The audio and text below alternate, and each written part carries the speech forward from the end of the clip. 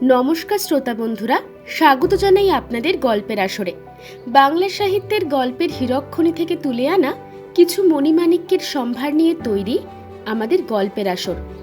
আমাদের আজকের গল্পটি শ্রদ্ধেয় লেখক সৌম্যপ্রকাশ আদকের কলমে একটি রোমহর্ষক ডিটেকটিভ থ্রিলার সাসপেন্স গল্প, যার নাম জমিদার হত্যা রহস্য। আপনারা পুরো গল্পটা শুনে কমেন্ট করে বলে যান কেমন লাগলো। তাহলে বেশি কথা না বলে শুরু করা যাক আমাদের আজকের নিবেদন। কলকাতার সেই শুষ্ক সকালটা আমার আজও মনে আছে।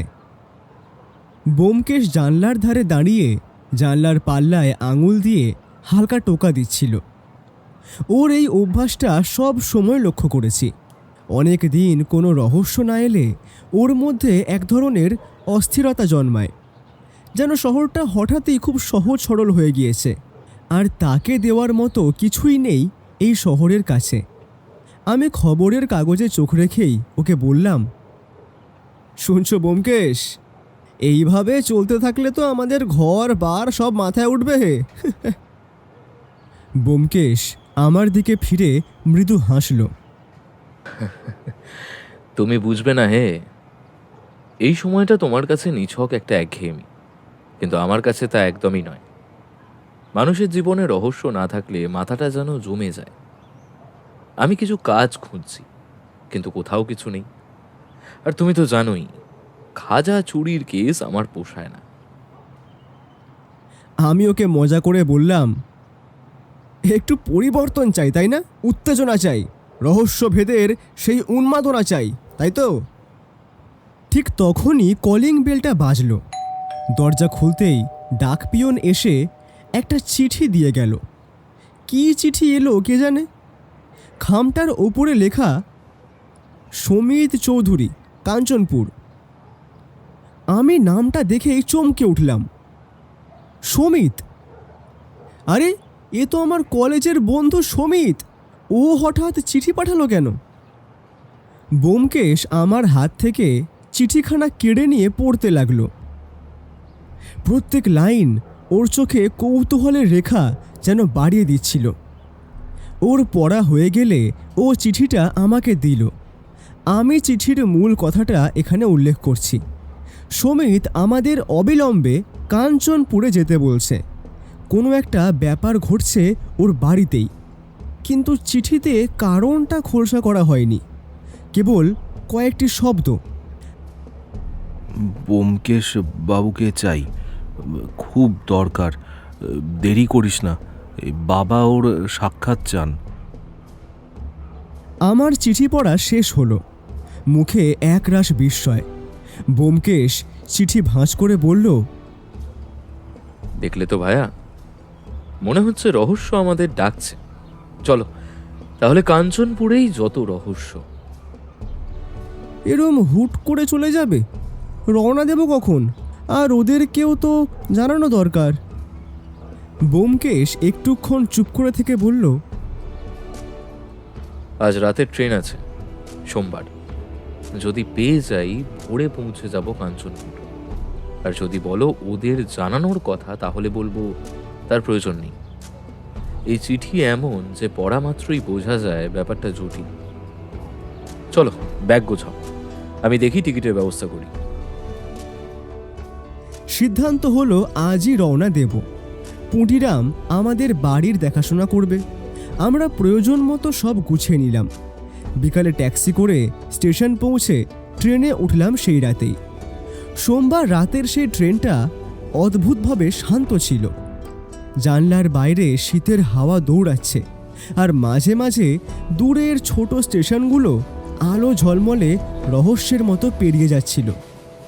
অলস সফর। আমি ব্যোমকেশকে বললাম, ব্যোমকেশ, সমিত সাধারণত খুব ঠান্ডা মাথার ছেলে। সে যদি এমন তাড়াহুড়ো করে ডাকে, কিছু একটা নিশ্চয়ই ঘটেছে। কি জানি কি হলো আবার। ব্যোমকেশ সিগারেট ধরিয়ে বলল, ঘটেছে যা তার বাবার কথা বলছে প্রমিত চৌধুরী। খুব সজ্জন, সমাজে সম্মানিত। এমন মানুষ বিপদের মুখে পড়ছে, এটা হঠাৎ হয় না। আমার মনে হচ্ছে একটা কোনো অঘটন আসন্ন। তার চিঠিতে ভয় ছিল। এবার সেই ভয় ভাবটা তার বাবার জন্য কিনা সেটা জানি না। আমি একটু অবাক হয়ে জিজ্ঞেস করলাম, ভয়?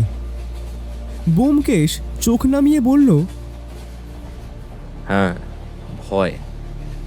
মানুষ যখন নিজের কথা বলতে না পেরে তৃতীয় কারোর মাধ্যমে ডাক পাঠায়, তখন বুঝতে হবে ভয়টা গভীর, এবং এতটাই গভীর যে তা অস্তিত্ব সংকটও সৃষ্টি করতে পারে। ট্রেন চলতে লাগলো নিজের বেগে। আমরা দুজনেই এখন নীরব। ব্যোমকেশ বই পড়ছে আর সিগারেট টানছে। আমার মনে হচ্ছিল কাঞ্চনপুরের বাতাসে নিশ্চয়ই ভয়ানক কিছুর গন্ধ আছে, একটা চাপা অন্ধকার বগিটায়, যা ট্রেনের জানলা পর্যন্ত পৌঁছে গিয়েছে। ঘুম আসছে, ট্রেনের ঝাঁকুনি, না, চোখটা বন্ধ হয়ে আসছে। ব্যোমকেশ এখনও মনোযোগ দিয়ে বই পড়ছে। আমার চোখে এবার নিদ্রা দেবীর আগমন হলো।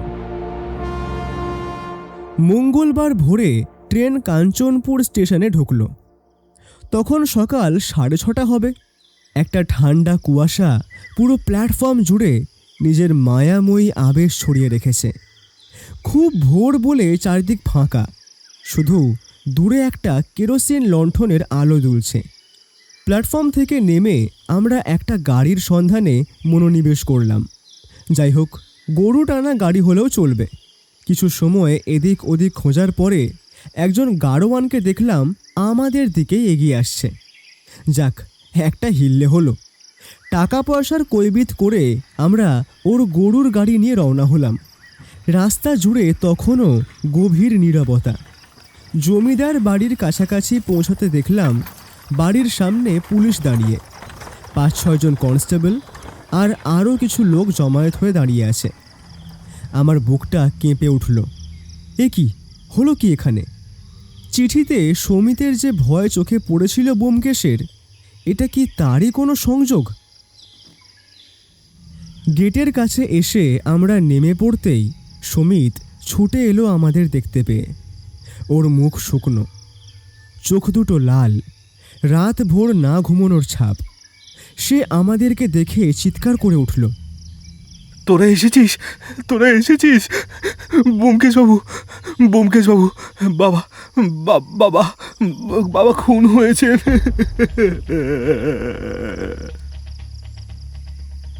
আমার হাত থেকে ব্যাগ প্রায় পড়ে যাচ্ছিল। যা, এর মধ্যে এত কিছু! কিন্তু আমি দেখলাম ব্যোমকেশের মুখে কোনো উত্তেজনা নেই, শুধু একটি গভীর স্থির দৃষ্টি, চোয়াল শক্ত।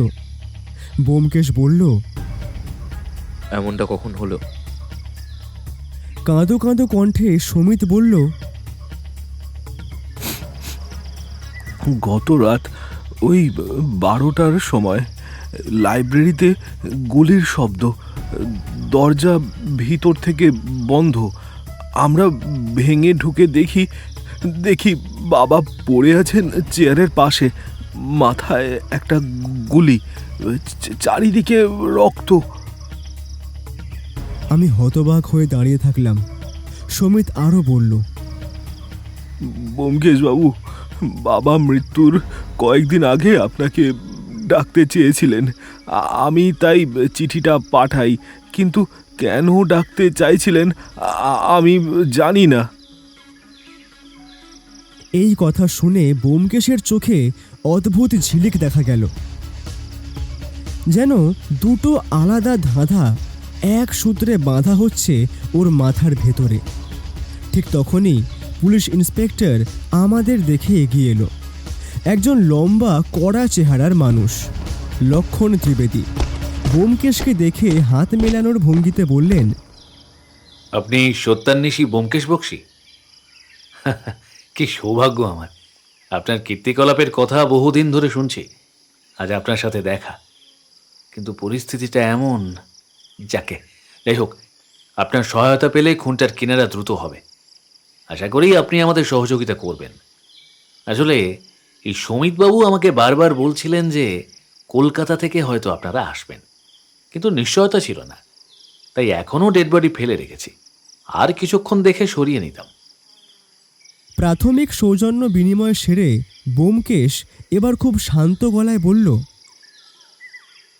মৃতদেহ দেখার দরকার আছে, ঘটনার ঘরটাও।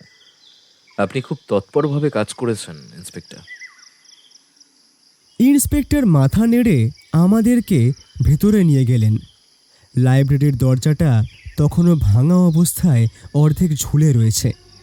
ভিতরে ঢুকতেই মনে হলো একটা চাপা ভয় বাতাসে মিশে আছে। প্রমিত চৌধুরীকে চেয়ারের পাশে শুইয়ে রাখা হয়েছে। তার কপালের ডান দিকে গুলির দাগ, চোখটা আধ খোলা, মেঝেতে আধ শুকনো রক্তের দাগ, যদিও এখনো তাজা রক্ত ওনার মাথার থেকে চুঁইয়ে পড়ছে। টেবিলের ওপরে কিছু চিঠি, অসমাপ্ত খাতা আর একটা কালো কালিদানি পড়ে।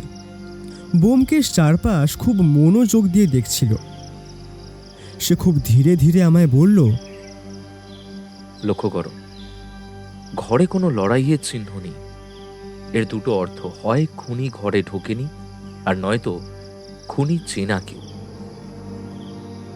পিছনের জানলায় লোহার গ্রিল, কেউ ঢুকতে পারবে না, কিন্তু দরজা তো ভিতর থেকে বন্ধ ছিল। তাহলে ব্যাপারটা খুব সহজ নয়। আমি তখনই বুঝলাম ব্যোমকেশের মাথায় বিশাল কিছু ঘুরছে। বাইরে বের হয়েই সমিত আমাদের হাত চেপে ধরল। ব্যোমকেশবাবু, দয়া করে বাবার খুনিকে বের করুন। এভাবে বাবার চলে যাওয়াটা মেনে নিতে পারছি না। ব্যোমকেশ তার কাঁধে হাত রাখল। চিন্তা করো না সমিত, আমার কাজ সত্য খুঁজে বের করা, আর আমি সেই পথ দেখে ফেলেছি। তারপর সে স্তব্ধ বাড়িটার দিকে তাকিয়ে ফিসফিস করে বলল, এই সুবিশাল অট্টালিকা, কি রহস্য সাজায় রেখেছ মোড়া মন্ত্রণে। ঠিক সেই মুহূর্ত থেকেই যেন আসল তদন্ত শুরু হয়ে গেল।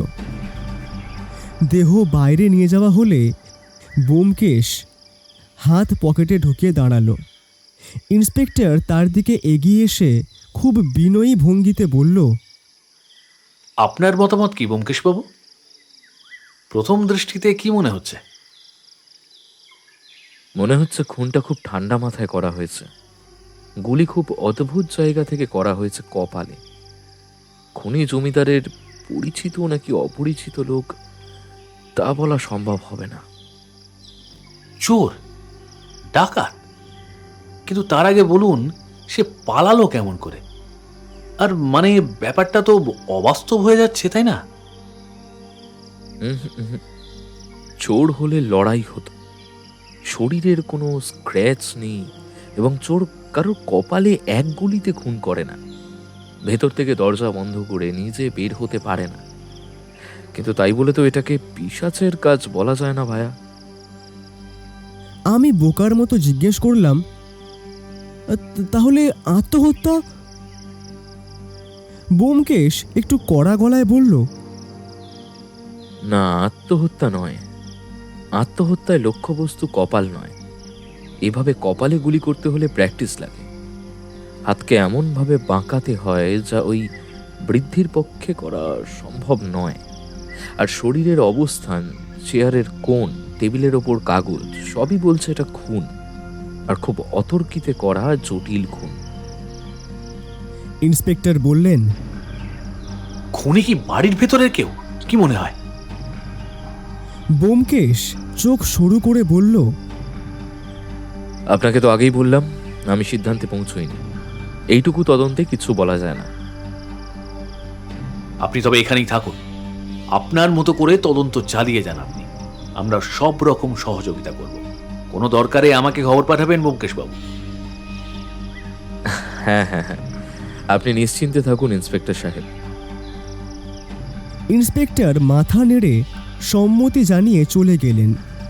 জমিদার বাড়ির পশ্চিম দিকের পুরনো অতিথিশালাটি আমাদের থাকার জায়গা। সকালটা আর বিশেষ কিছু করলাম না। দুপুরে খাবার দিয়ে যাওয়ার সময় সমিত আর কুশলা মাথা নিচু করে দাঁড়িয়েছিল। সমিত বারবার বলছিল, আপনারা না আসলে আমি যে কিছুই বুঝতাম না, দিশেহারা হয়ে যেতাম। বাবা কেন আপনাদের ডাকতে চেয়েছিল সেটা আমার মাথায় ঢুকছে না। শান্ত হও, কালকের মধ্যেই কিছু সূত্র পাবো হয়তো। আগে তো জেরা দরকার। খাবার সেরে ব্যোমকেশ শুয়ে পড়ল। আমি জানতাম এটা ওর বিশ্রামের সময় নয়। চোখ বন্ধ করলেও মাথার ভেতর ওর লজিক, হিসেব, সন্দেহ সব কিছুই চলতেই থাকে। আমি জিজ্ঞেস করলাম, ভাইয়া কি ভাবছো? ব্যোমকেশ চোখ খুলল না। অমনভাবেই বলল, খুনি বাড়ির কেউ কিনা আগে বুঝতে হবে, তবে তাদের আচরণ আরো গভীরভাবে লক্ষ্য করা দরকার। আজ বিকেলে সৎকারে সবাইকে দেখব। কিছুটা ধারণা তো তা থেকেই আমি করতে পারবো বলে মনে হয়।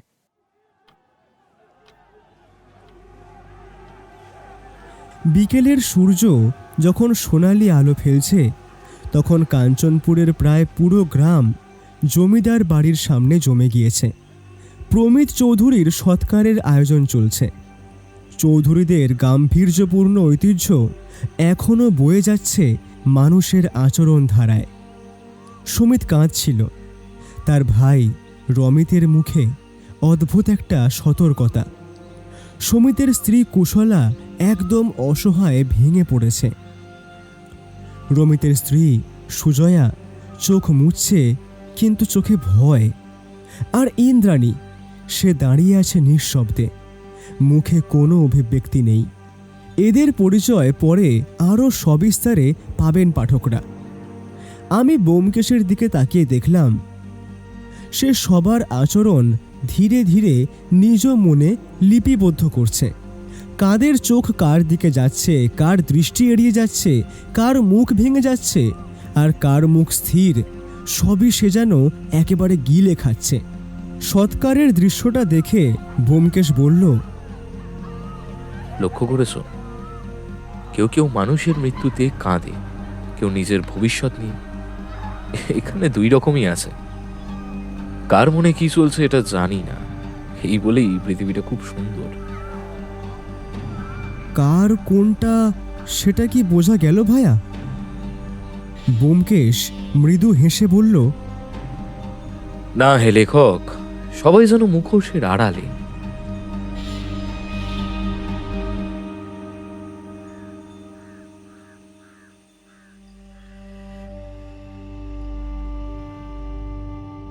কাঞ্চনপুরের চৌধুরী বাড়িটা ঠিক জমিদারি আমলের সেই পুরনো বিশালত্ব নিয়ে এখনও দাঁড়িয়ে আছে। উঁচু খিলান, লোহার ঝুল বারান্দা আর লাল রঙের দীর্ঘ বারান্দা, যেন সময়ের ভেতর আটকে থাকা এক টুকরো ইতিহাস। কিন্তু এই বিশাল বাড়িটা এখন ভর করে আছে কেবল 5-6 জন মানুষ।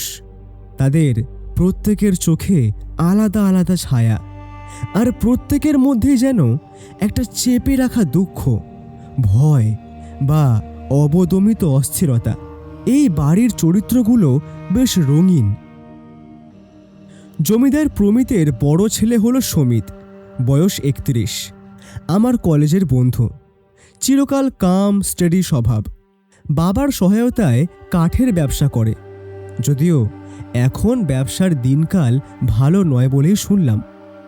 সমিতের মুখে মলিনতা আছে, কিন্তু তার চোখে একটা গভীর বিষণ্ণতা, যা সত্যি শোকের ছায়া দেখায়। তবে আবার সেই চোখের ভেতরে কোথাও একটা ছায়া, যেন সমিত নিজেও কিছু জানে, কিন্তু তা বলতে ভয় পাচ্ছে। সমিতের স্ত্রী কুশলা, বয়স খুব জোর 25, চুপচাপ, বোকা সিধে, ঘর কন্যায় ডুবে থাকা এক তরুণী। প্রথম দেখাতেই বুঝলাম এমন ধরনের মানুষ খুন বা ষড়যন্ত্রের ধারে কাছে যায় না। নিজের জগৎ বলতে স্বামী আর শ্বশুর, এইটুকুই। শ্বশুরের মৃত্যুতে যে সবচেয়ে বেশি কেঁদেছিল সে এই কুশলাই। ব্যোমকেশ তাকে দেখে আমাকে আলাদা করে বলেছিল, এই মেয়েকে সন্দেহ করার দরকার নেই। একে দেখে আমার কেমন মনে হয় জানো ভাইয়া, হয়তো বকা দিলে এক্ষুনি কেঁদে ফেলবে বেচারি।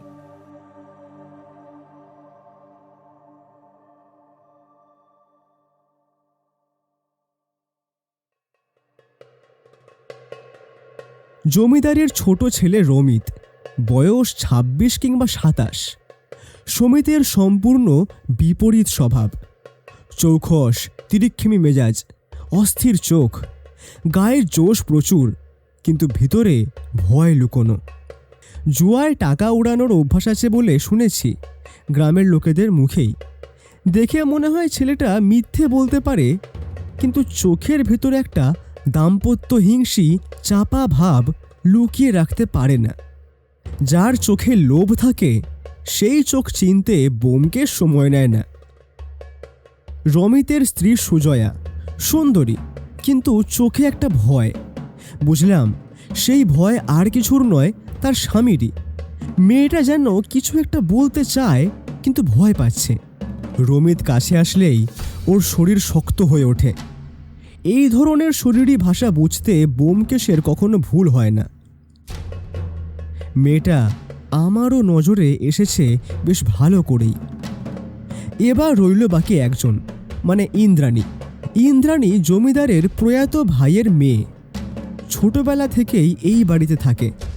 এখন বয়স দেখে মনে হয় ২৩-২৪ হবে। চালাক, চাপা, তীক্ষ্ণ বুদ্ধির মেয়ে। কথা কম বলে, কিন্তু প্রতিটা শব্দের ওজন আছে। যদিও ওর সঙ্গে আমার বা বোমকেশের এখনও তেমন কথা হয়নি, কিন্তু ওর কথা শুনেই ওর ব্যক্তিত্ব যাচাই করাই যায়। আমার মনে হয়েছিল বাড়ির সবচেয়ে গুরুত্বপূর্ণ সদস্য এই ইন্দ্রাণী আর রমিত। বোমকেশ প্রথম দিনই আমাকে ইন্দ্রাণী মেয়েটার সম্পর্কে বলেছিল, ওর চোখের মধ্যে অনেক চাপা সত্যি আছে অজিত, যে সত্যি বলতে চায় না, কিন্তু লুকিয়েও রাখতে পারছে না। কোনো কিছু যেন ওকে গ্রাস করছে। ২-৩ জন স্থায়ী কাজের লোক আছে এই বাড়িতে। মাঝবয়সী রান্নার লোক, এক বৃদ্ধা ঘরদোর পরিষ্কার করা মহিলা আর রান্না দেখে সে, আর একজন চৌকিদার।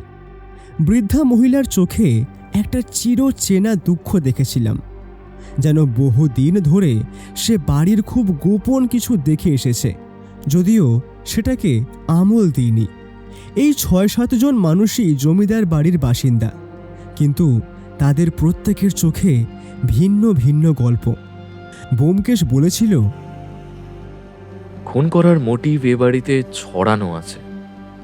বেশ কয়েকজন স্ট্রং মোটিভ আছে, কিন্তু খুনি কেবল একজন, কিন্তু ছায়া অনেকগুলো। পূর্ব রাতের আতঙ্ক আর সারা দিনের ক্লান্তি মিলেমিশে জমিদার বাড়ির ভেতর একটা অদ্ভুত চাপা নীরবতা তৈরি করেছিল। খুনের ঘটনার পর পুলিশের পদচারণা, কথাবার্তা, দৌড়ঝাঁপ সবই এখন কমে এসেছে। দুপুরে জমিদার প্রমিত বাবুর লাশ দাহ হয়ে গিয়েছে। বাড়ির সবাই একেবারে নিস্তব্ধ, কিন্তু বোমকেশ ভায়ার চোখে সেই শান্ত ঝড়টা এখন আরও স্পষ্ট। সে খুনের তদন্তের গভীরে ঝাঁপ দিয়েছে। আমারও মনের ভেতর চাপা উত্তেজনা।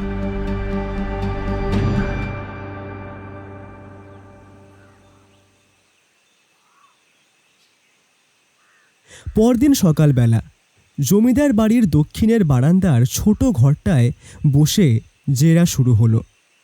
ঘরে ইন্সপেক্টর ত্রিবেদী, বোমকেশ আর আমি নোট নিচ্ছিলাম। ঘরটা খোলামেলা, বাইরে তেঁতুল গাছের ছায়া পড়ে মেঝে অন্ধকার উজ্জ্বল হয়ে আছে। সমিতকে ডাকা হয়েছে প্রথমে। সমিত ঘরে ঢুকতেই দেখলাম একটা রাতেই ছেলেটা যেন ৫-৫টা বছর বুড়িয়ে গিয়েছে। চোখ লাল, মুখ শুকনো, কাঁধ নুয়ে আছে, কিন্তু নজরটা ভীষণ সতর্ক, যেন নিজের প্রতিটা শব্দ ভেবে ভেবে বের করবে সে। যদিও সে আমার বন্ধু, কিন্তু বোমকেশের কাছেই শিখেছি যে সত্য খুঁজে বের করার কাজে আবেগের কোনো জায়গা নেই। বোমকেশ চেয়ার টেনে বলল, বসো সমিত। সমিত ধীরে ধীরে বসল। আমি ঠিক পাশেই নোট নিচ্ছি। ব্যোমকেশ শান্ত স্বরে বলল, সমিত, তুমি চিঠিতে লিখেছিলে তোমার বাবা আমাকে ডেকে পাঠাতে চেয়েছিলেন, কিন্তু কেন সেটা তুমি জানো না। এটা একটু বিস্তারে বলো তো আমায়। সমিত একটু চুপ থেকে একটা গভীর নিঃশ্বাস ফেলল। হ্যাঁ, ঠিক তাই। বাবা হঠাৎ করে খুবই চিন্তায় ছিলেন। কয়েকদিন ধরে কারো সঙ্গে ঠিকমতো কথা বলছিলেন না। আমাদের থেকেও যেন কিছু লুকোচ্ছিলেন। আমি একদিন জিজ্ঞেস করতেই বললেন, তোমার কলকাতার বন্ধুটাকে ডাকো। কি যেন নাম? অজিত। হ্যাঁ হ্যাঁ, অজিত। ওর সাথে ওই গোয়েন্দাকেও আসতে বলো, ব্যোমকেশ। আমি তার সঙ্গে কথা বলতে চাই। কিন্তু কেন তা বাবা বলেননি। ব্যোমকেশের মুখের ভঙ্গিতে কোনো বদল নেই। আচ্ছা বেশ, আমায় এবার বলো, তোমার আর তোমার বাবার সম্পর্ক কেমন ছিল? কেন? খুবই ভালো। বাবা কঠোর মানুষ ছিলেন না। ব্যবসায় আমি তাকে যথাসাধ্য সাহায্য করতাম। উনি আমাকে খুব বিশ্বাস করতেন। সমিতের কথাগুলো ঠিকই লাগছিল আমার, কিন্তু ব্যোমকেশের চোখে দেখলাম সন্দেহের ক্ষীণ রেখা। ওর মাথায় কি চলছে কি জানি। ব্যোমকেশ একটু গলা খাঁকারে দিয়ে বলল, তোমার ব্যক্তিগত ব্যবসা কেমন চলছে? এই আকস্মিক প্রশ্নে সমিত গেল হকচকিয়ে। তার গলা কেঁপে উঠল। মানে সাধারণ ভাবেই চলছে। সাধারণ মানে ক্ষতি হচ্ছে, তাই না? সমিত থম মেরে বসে রইল। কয়েক সেকেন্ড পরে মাথা নিচু করে বলল, হ্যাঁ, কিছু সমস্যা চলছে। এই কাঠের বাজার ভালো নেই। কয়েকটা বড় চুক্তি বাতিল হয়েছে, দেনাও হয়েছে কিছু। আমি বুঝলাম ব্যোমকেশ ঠিক জায়গাতেই আঙুল রেখেছে। আমি বুঝলাম অজিতেশ ঠিক জায়গাতেই আঙুল রেখেছে। ও এখান থেকে দরকারি কোনো তথ্য বের করতে চায়, কিন্তু সমিত কি খুন করতে পারে? সেই সমিত যে কিনা কলেজে সব ঝামেলা এড়িয়ে চলতো। এটা ভাবতেই আমার খটকা লাগলো। ব্যোমকেশ আবার প্রশ্ন করল, এই আর্থিক চাপ নিয়ে তুমি তোমার বাবার সঙ্গে কথা বলেছিলে? একবারই। কিন্তু উনি বলেছিলেন, নিজের সমস্যাটা নিজে সামলাও। আমি বারবার বাঁচাতে পারবো না। যদি আমি না থাকি তখন কি করবে? ব্যোমকেশ চোখ সরু করল। তুমি কি তখন রেগে গিয়েছিলে? কোনো বাকি বাদবিতণ্ডা হয়েছিল? না, মানে হ্যাঁ, একটু কষ্ট পেয়েছিলাম, কিন্তু রাগ। বাবা তো আমাকে সবসময় ভালোবাসতেন। উনি চাইতেন আমি নিজের পায়ে দাঁড়াই। সমিতের কথাগুলো আবেগের, কিন্তু তাতে নিজেকে রক্ষার একটা চেষ্টা স্পষ্ট। ব্যোমকেশ এবার সরাসরি জিজ্ঞেস করল, খুনটায় গুলি চালানো হয়েছে ঠিক রাত 12টায়। তুমি তখন কোথায় ছিলে?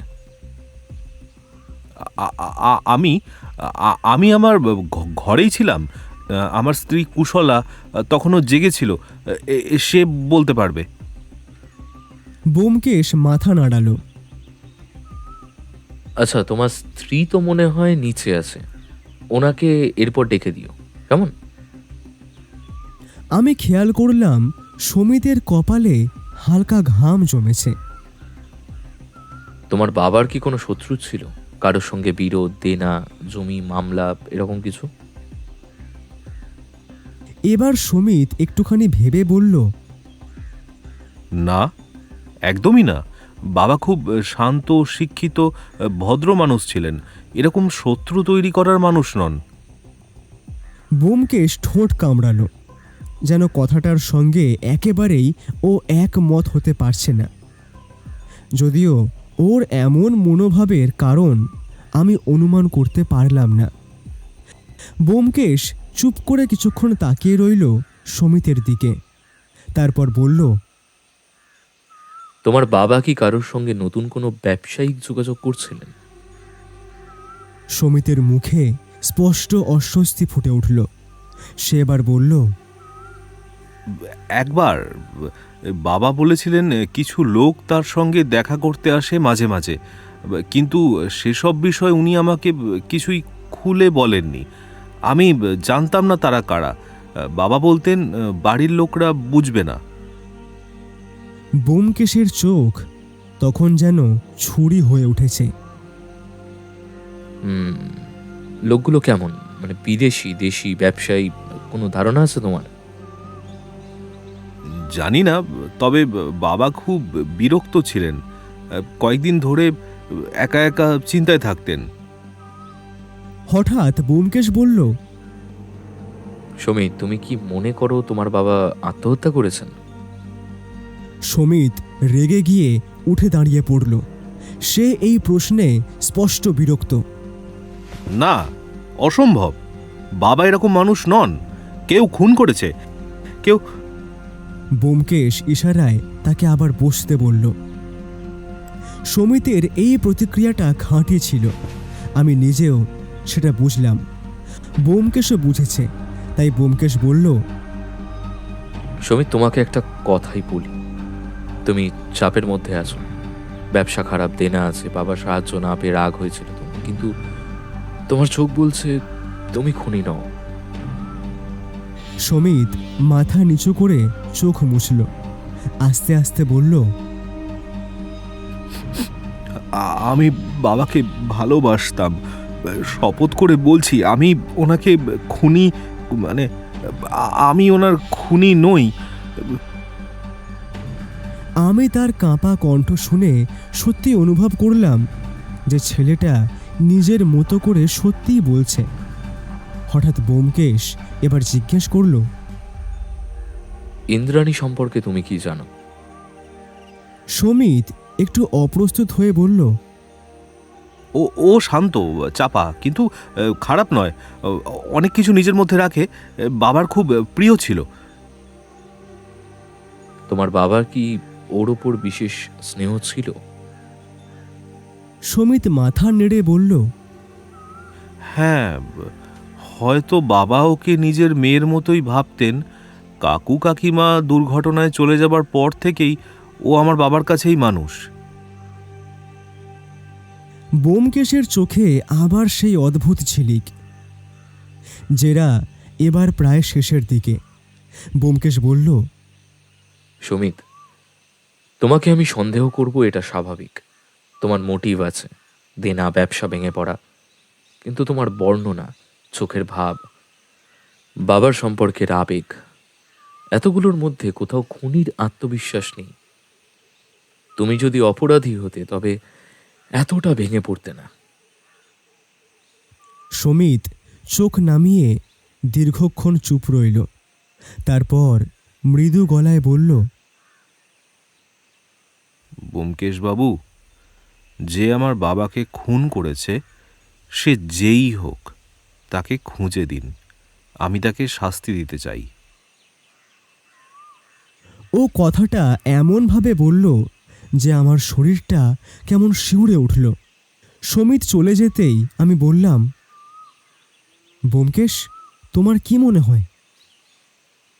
সে জানলার বাইরে তাকিয়ে ধীরে বলল, সুমিত, তুমি খুনি নও। খুনি বাড়ির মানুষ হতেও পারে, আবার নাও হতে পারে।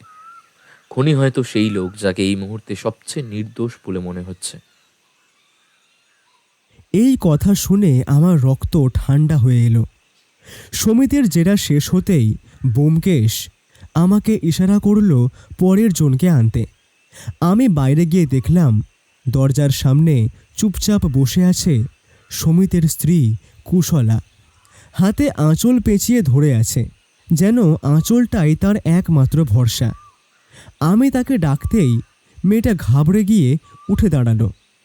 ধীরে ধীরে ভেতরে এসে বসল, কিন্তু বসার পরেও তার হাত কাঁপছিল। সে এমনভাবে চেয়ারে বসল যেন ভয়ের চোটে সে এখনই অজ্ঞান হয়ে যাবে। ব্যোমকেশ খুব নরম গলায় ওকে বলল, ভয় পেও না কুশলা, আমরা শুধু কয়েকটা কথা বলবো। আমায় বলো, তোমার কোনো দোষ নেই এটুকু তুমি জানো, তাই না? কুশলা মাথা নেড়ে সম্মতি দিল।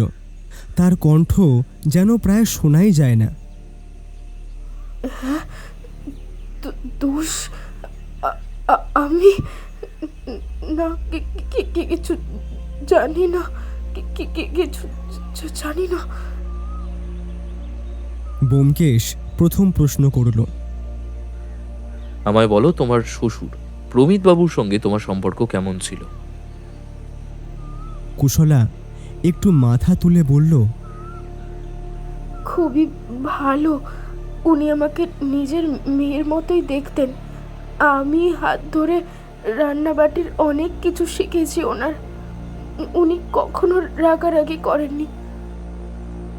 তার চোখে জল এসে গেল। ওর এই শোকটা সাজানো নয়, আমি বুঝলাম।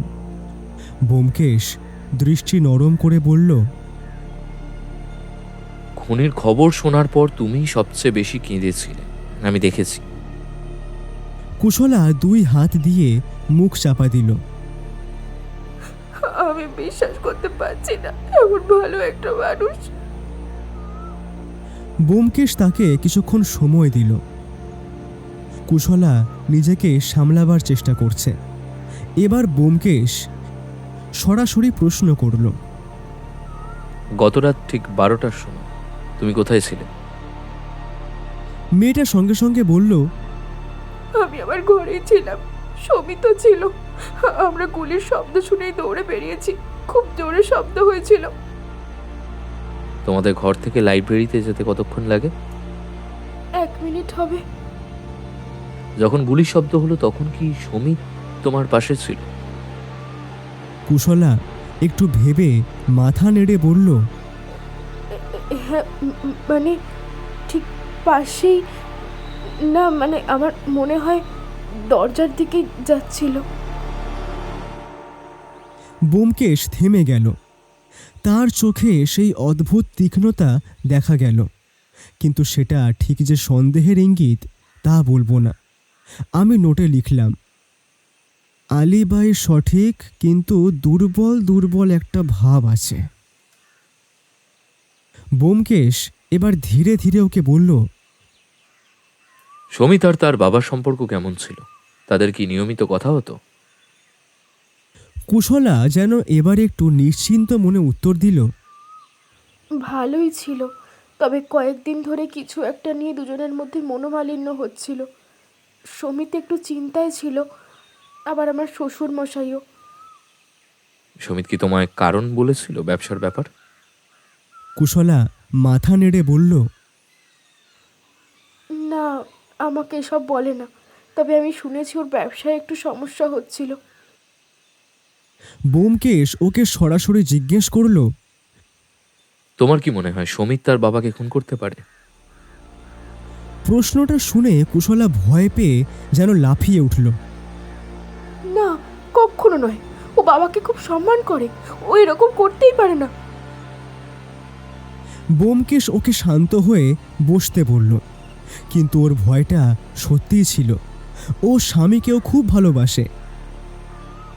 ব্যোমকেশ কয়েকটা দ্রুত প্রশ্ন করল, প্রমিত সে কেমন? অস্থির মেজাজে, মাঝে মাঝে খুব রেগে যায়, তবে খারাপ মানুষ নয়, আমাকে খুব ভালোবাসে। সুজয়া কেমন? ও ভীষণ চাপা, রমিতের ভয় পায়। আসলে রমিত মাঝে মাঝে খুব অশান্তি করে অকারণে। ইন্দ্রাণী? এই প্রশ্নে কুশলা হঠাৎ থামল। তার চোখে অস্বস্তি, তাও আমতা আমতা করে বলল, ও খুব বুদ্ধিমতী, কখনো বোঝা যায় না ও কি ভাবছে। তবে মেয়েটা খুব ভালো, একেবারে আমাদের আপন বোন। দেখলাম ব্যোমকেশ খুব মনোযোগ দিয়ে এই উত্তরটা শুনল। তারপর ব্যোমকেশ বলল, তোমার শ্বশুরের কোনো শত্রু ছিল? কুশলা মাথা নেড়ে বলল, না, আমার জানা নেই, তবে উনি কারোর সঙ্গে রাগ করে থাকেন না। তবে কয়েকদিন ধরে খুবই চিন্তিত ছিলেন। ব্যোমকেশ দ্রুত জিজ্ঞেস করল, কেন? সে বিষয়ে কি উনি তোমাকে কিছু বলেছিলেন? জানি না, কিন্তু উনি রাতে অনেকক্ষণ লাইব্রেরিতে একা বসে থাকতেন, যেন কাউকে ভয় করতেন অথবা অথবা কারোর কথা ভাবছিলেন। ব্যোমকেশের চোখে সেই ঝিলিক, যেন সে যা শুনতে চেয়েছিল পেয়েছে। গত কয়েকদিনে কোনো অচেনা লোক দেখেছো? কুশলা প্রথমে মাথা নেড়েছিল, না, কিন্তু ঠিক তারপরেই থেমে গিয়ে বলল, একবার 2-3 দিন আগে পেছনের দিকের বাগানে একজনকে দেখেছিলাম। চেনা নয়, কিন্তু ভেবেছিলাম হয়তো রমিতের কোনো বন্ধু। ওর সাথে দেখা করতে কয়েকজন আসতো। ব্যোমকেশ এক দৃষ্টে তার দিকে তাকিয়ে রইল। তুমি কি মুখটা মনে করতে পারো? না না, খুব দূর থেকেই দেখেছিলাম। কিন্তু তার চোখ বলছিল সে আরও কিছু জানে, বলছে না। কুশলা বেরিয়ে যেতেই আমি ব্যোমকেশকে বললাম, ও তো একটা নিরীহ মেয়ে মানুষ, কি ভাবছো ওকে নিয়ে? হ্যাঁ, দোষ নেই তার, কিন্তু সে এমন কিছু দেখেছে যা সে নিজেও বুঝতে পারেনি কতটা গুরুত্বপূর্ণ। তাহলে কুশলার কথায় তুমি কি বুঝলে? দুটো বিষয়। সমিতের অ্যালিবাই ঠিক আছে, খুনের কয়েকদিন আগে বাড়ির পেছনে অজানা কাউকে দেখা গেছে, এটাই সবচেয়ে বিপজ্জনক তথ্য। তার চোখে এবার চিন্তার নতুন দ্বীপ জ্বলে উঠল। এই খুন শুধু পারিবারিক নয় মনে হচ্ছে, এর মধ্যে বাইরের এক ছায়াও আছে, কিন্তু যোগাযোগটা ঠিক কি সেইটা এখনো জানি না। কুশলা বেরিয়ে যেতেই ব্যোমকেশ গভীর একটা শ্বাস ফেলল। তার চোখে সেই অদ্ভুত স্থিরতা, যা দেখে আমি সবসময় বুঝি ও এখন আসল খেলায় নামতে প্রস্তুত। ইন্সপেক্টর ত্রিবেদীকে ইশারা করা হলো। রমিত চৌধুরীকে ভেতরে পাঠান। রমিত যখন ঘরে ঢুকল, তার ভঙ্গিটাই ছিল বিরক্ত, তাচ্ছিল্যপূর্ণ, যেন তাকে জেরা করা মানে তার অপমান করা। সে বুকে হাত ভাঁজ করে দাঁড়িয়ে রইল প্রথমেই। আমি মনে মনে বললাম, চরিত্রগত সন্দেহ চিহ্ন 1।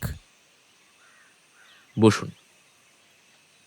রমিত চেয়ার টেনে বসল, কিন্তু তার দুই চোখে অস্থিরতা, একটা নিয়ন্ত্রণহীন রাগ, দমিয়ে রাখার প্রাণপণ চেষ্টা। তোমার বাবার সঙ্গে তোমার সম্পর্ক কেমন ছিল রমিত? রমিত কাঁধ ঝাঁকালো, তারপর একটা অদ্ভুত ভঙ্গিতে বলল, যেমন হয়, খুব ভালোও ছিল না, খুব খারাপও ছিল না।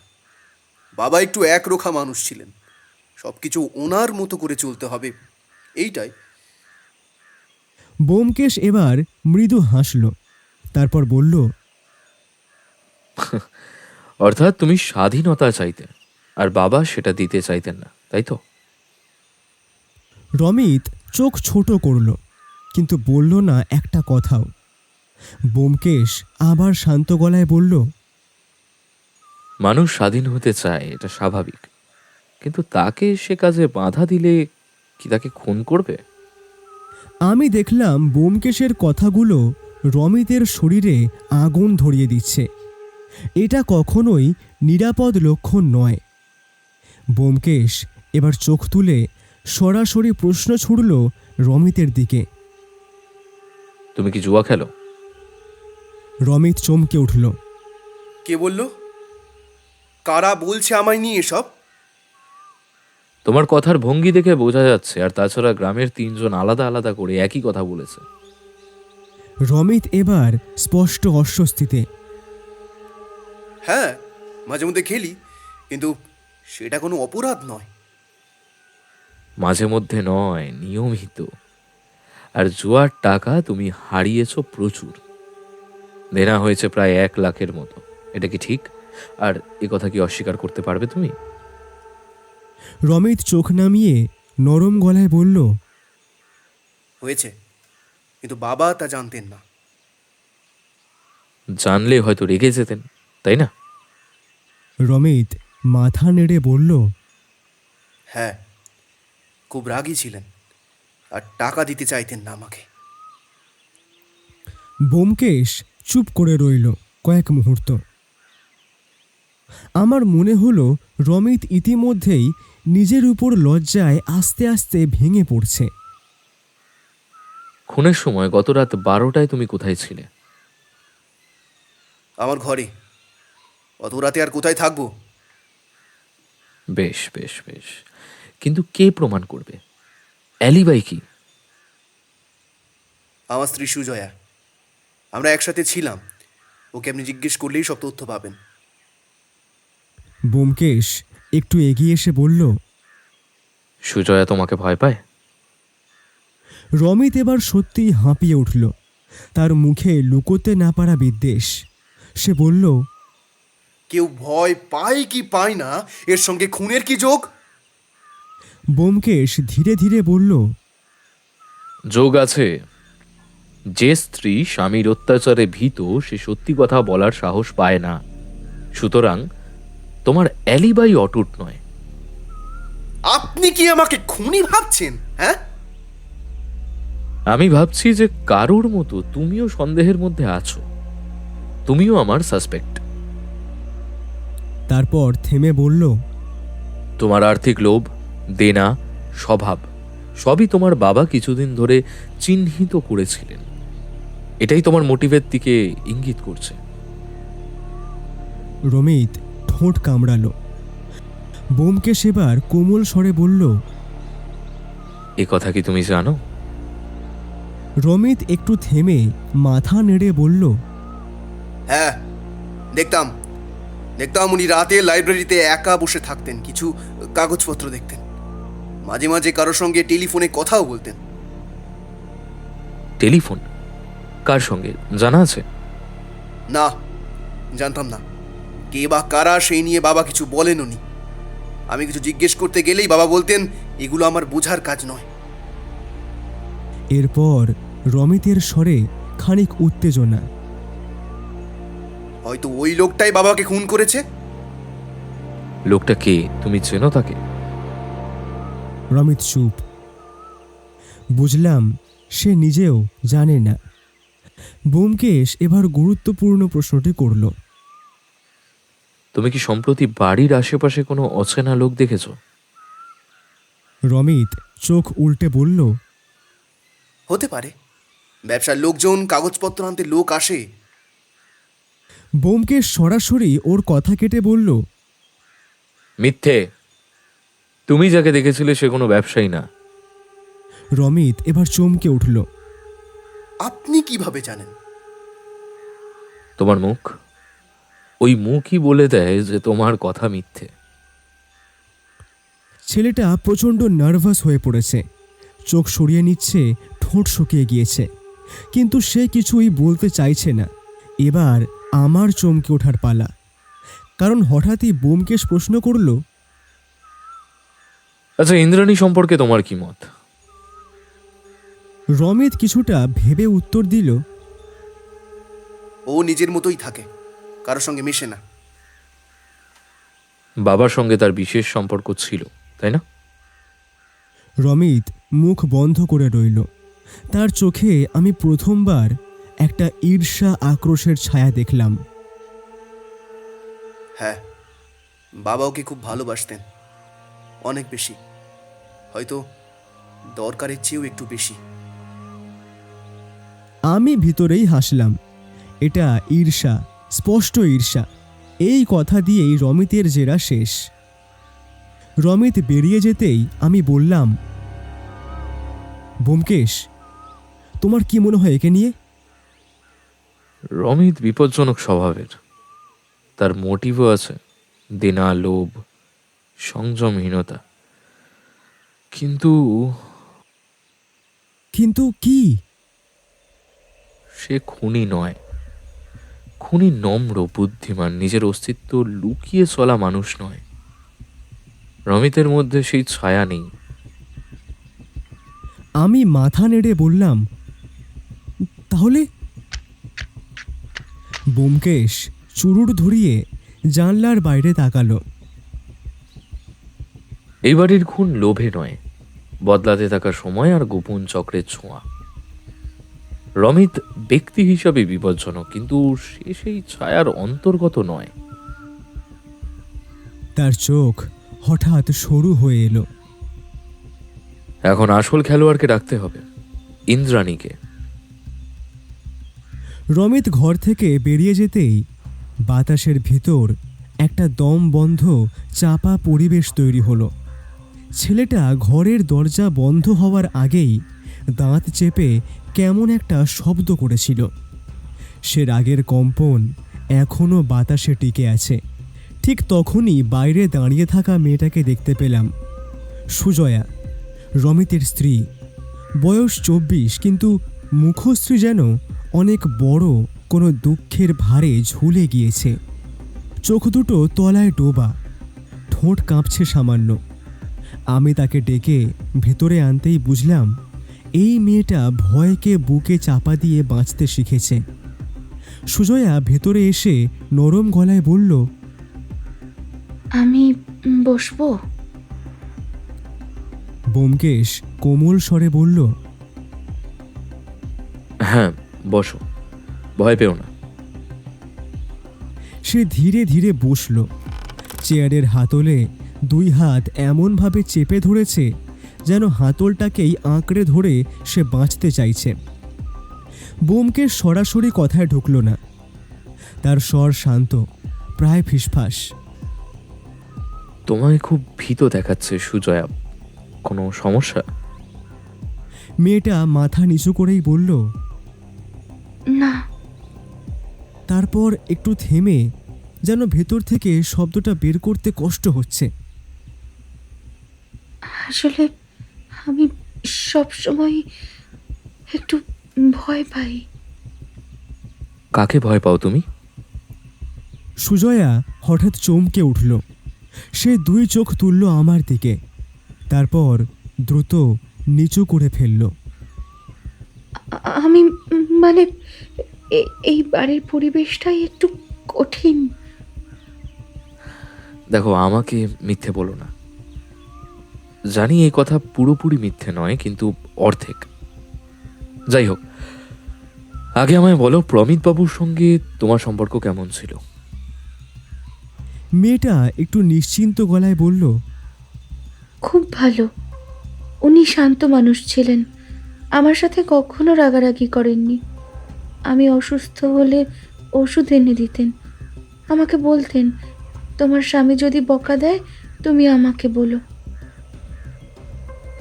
তার চোখে জল টলমল করল।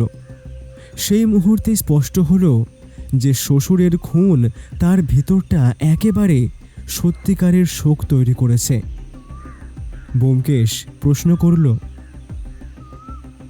গত রাত 12টার সময় তুমি কোথায় ছিলে? সুজয়া মাথা নিচু করল, তারপর বলল, ঘরে রমিতের সাথে। ব্যোমকেশ টেবিলে আঙুল ঠুকল। রমিত কি তখন তোমার পাশেই ছিল? সুজয়া ইতস্তত করছিল। তার দম নেওয়ার শব্দ স্পষ্ট শোনা যাচ্ছিল। অবশেষে অস্পষ্ট স্বরে সে বলল, হ্যাঁ, মানে ছিল, কিন্তু কিন্তু কি? মেয়েটা বুকে হাত ভাঁজ করে বলল, সে বাইরে গিয়েছিল। ঘরের বাতাস যেন আরও জমাট বাঁধল এবার। আমি তাকিয়ে রইলাম সুজয়ার দিকেই। সে নিজেই কথাটা বলেছে, তবুও মুখে ভয়ের ছায়া। ব্যোমকেশ এগিয়ে এলো। কখন বাইরে গেল তোমার স্বামী? ঠিক সময় জানি না, তবে গুলির শব্দ শোনার আগে, ঠিক একটু আগেই। ওর কণ্ঠ যেন নরম ভাঙা কাঁচের মতো। সে সত্যি বলতে ভয় পাচ্ছে, এটাই পরিষ্কার। ব্যোমকেশ নরম স্বরে জিজ্ঞেস করল, তোমার স্বামী রাগী? সুজয়া ভয় কেঁপে উঠল। না, মানে হ্যাঁ, একটু। সে কি তোমায় মারে? মেয়েটার এবার মুখ কেঁপে উঠল, কিন্তু সে কোনো উত্তর দিল না। এই নীরবতা যেন ছিল তার সবচেয়ে বড় স্বীকারোক্তি। ব্যোমকেশ কয়েক সেকেন্ড স্থির হয়ে রইল, তারপর শান্ত গলায় বলল, তুমি সত্যটা লুকাচ্ছ এটা আমি জানি, কিন্তু তুমি খুনের সঙ্গে জড়িত নও এটাও আমি জানি। সুজয়ার চোখ দুটো ভিজে গেল। সে প্রথমবার ব্যোমকেশের দিকে ভালো করে তাকালো, আশ্বস্ত হওয়ার দৃষ্টি। ব্যোমকেশ বলল, প্রমিতবাবু কি কারুর সঙ্গে ঝগড়া করেছিলেন? সুজয়া মাথা নেড়ে বলল, না, উনি রাগ মনে বসতেন না, কিন্তু উনি খুব চিন্তায় ছিলেন কয়েকদিন ধরে। লাইব্রেরিতে একা বসে থাকতে, কাগজ দেখতে আর বাইরে বাগানটার দিকে তাকিয়ে থাকতে দেখেছি। কোনো অচেনা লোক দেখেছো বাড়ির আশেপাশে? একদিন বিকেলে আমি কাপড় শুকোতে দিয়েছিলাম, পিছনের বাগানে একজনকে দাঁড়িয়ে থাকতে দেখি।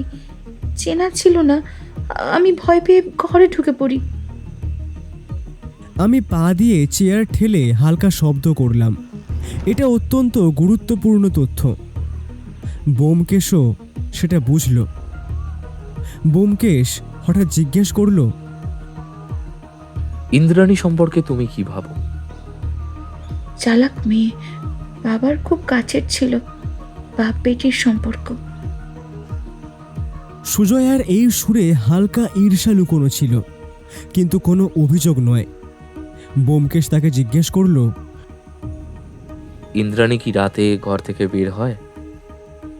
সুজয়া খানিক থেমে বলল, হয়তো এক দুবার দেখেছি মনে হয়। এই কথাটাই ব্যোমকেশের মনে বিশাল ছাপ ফেলল। সেটা আমি ওর চোখের ভঙ্গি দেখেই বুঝতে পারলাম। সুজয়া চলে যেতেই আমি বললাম, ব্যোমকেশ, মেয়েটা খুবই ভীতু, খুনে জড়িত থাকার কোনো প্রশ্নই আসে না। না, সে খুনি নয়, কিন্তু সে একটা গুরুত্বপূর্ণ সত্য বলেছে যা সম্ভবত এই কেসের মোড়টা ঘুরিয়ে দেবে। কোনটা বলো তো ভায়া? ব্যোমকেশ চোখ সরু করে বলল, রমিত রাতে ঘর ছাড়ে যখন খুন হয় তার ঠিক আগে।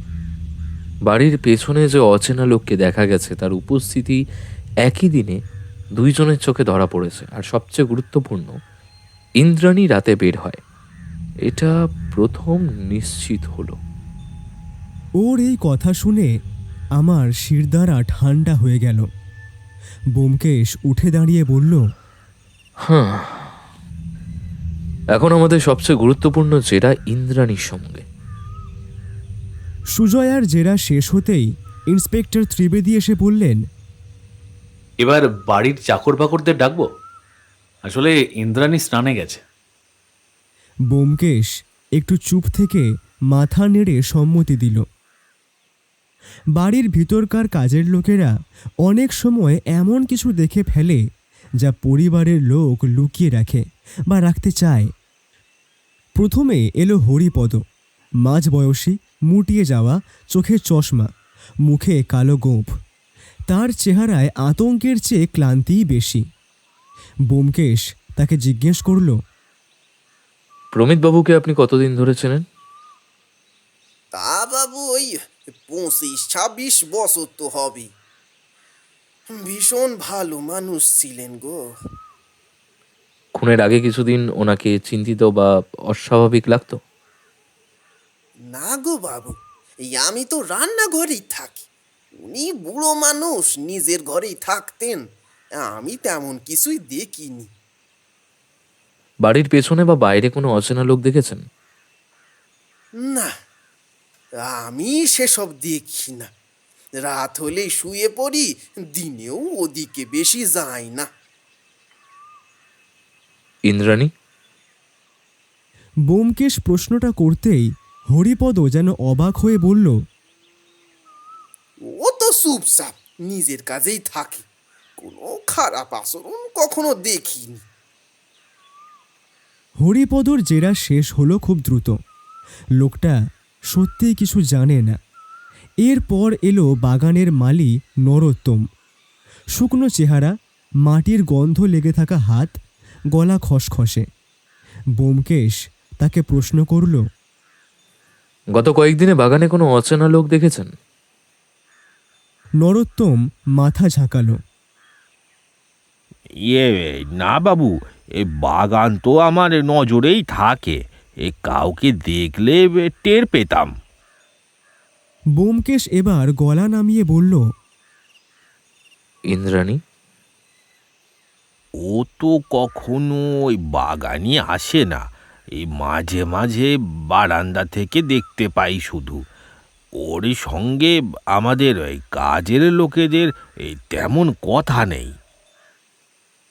ব্যোমকেশ বুঝে গেল নরোত্তম কোনো কাজে আসবে না। লোকটা কোনো তথ্যই ধরতে দিতে পারবে না যা ধরে আমরা এগোতে পারি। শেষে এলো যে সেই সবচেয়ে শান্ত, সবচেয়ে তুচ্ছ, আর ঠিক সেই জন্যই দিল সবচেয়ে বড় তথ্য। একজন বৃদ্ধা মহিলা, চেহারায় বয়সের খাঁজ, কিন্তু চোখে সেই অভিজ্ঞতা যা সকলের অগোচরে সব দেখে ফেলে। ব্যোমকেশ তাকে প্রশ্ন করল, মা, আপনি কি কোনো অস্বাভাবিক কিছু দেখেছেন গত সপ্তাহে? মহিলা একটু ইতস্তত করল, তারপর বলল, আমি তো দেখিনি বাবু, তবে একদিন গভীর রাতে, মানে খুনের আগের দিন প্রায় 12:30 বাজে আমি জেগে উঠেছিলাম। পেটে খুব ব্যথা করছিল। ব্যোমকেশ হালকা ঝুঁকে হিসহিসে গলায় বলল। তারপর? বৃদ্ধার কণ্ঠ আরও নিচু হয়ে গেল। জানলা দিয়ে দেখলাম ইন্দ্রাণী মাইজি পিছনের বাগানের দিকে হেঁটে যাচ্ছে, খুবই আস্তে, যেন কেউ দেখে ফেললে বিপদ হবে। আমার বুকের মধ্যে একটা ঠান্ডা কাঁপুনি উঠল এই কথাখানা শুনে। ব্যোমকেশের চোখ দপ করে জ্বলে উঠল, কিন্তু মুখ শান্ত। আপনি নিশ্চিত? হ্যাঁ বাবু, চাঁদের আলো আমি স্পষ্ট দেখেছিলাম। ব্যোমকেশ আর প্রশ্ন করল না। বৃদ্ধা মহিলাকে উঠে যেতে বলল। বৃদ্ধা মহিলা বেরিয়ে যেতেই আমি বললাম, ব্যোমকেশ, ইন্দ্রাণী তো মাঝরাতে বাইরে গিয়েছিল, এটা খুব গুরুত্বপূর্ণ, কিন্তু তার এমন আচরণের কারণ? ব্যোমকেশ নিঃশব্দে জানলার বাইরে তাকিয়ে বলল, হ্যাঁ অজিত, এটা শুধু গুরুত্বপূর্ণ নয়, এটাই কেসের প্রথম সত্যিকারের কালো ছায়া। তার কণ্ঠ খুব নরম কিন্তু ভয়ঙ্কর স্থির। ইন্দ্রাণী এখন আর শুধু সন্দেহভাজন নয়, সে এই কেসের কেন্দ্রবিন্দু। আমিও ব্যোমকেশের সাথে একমত।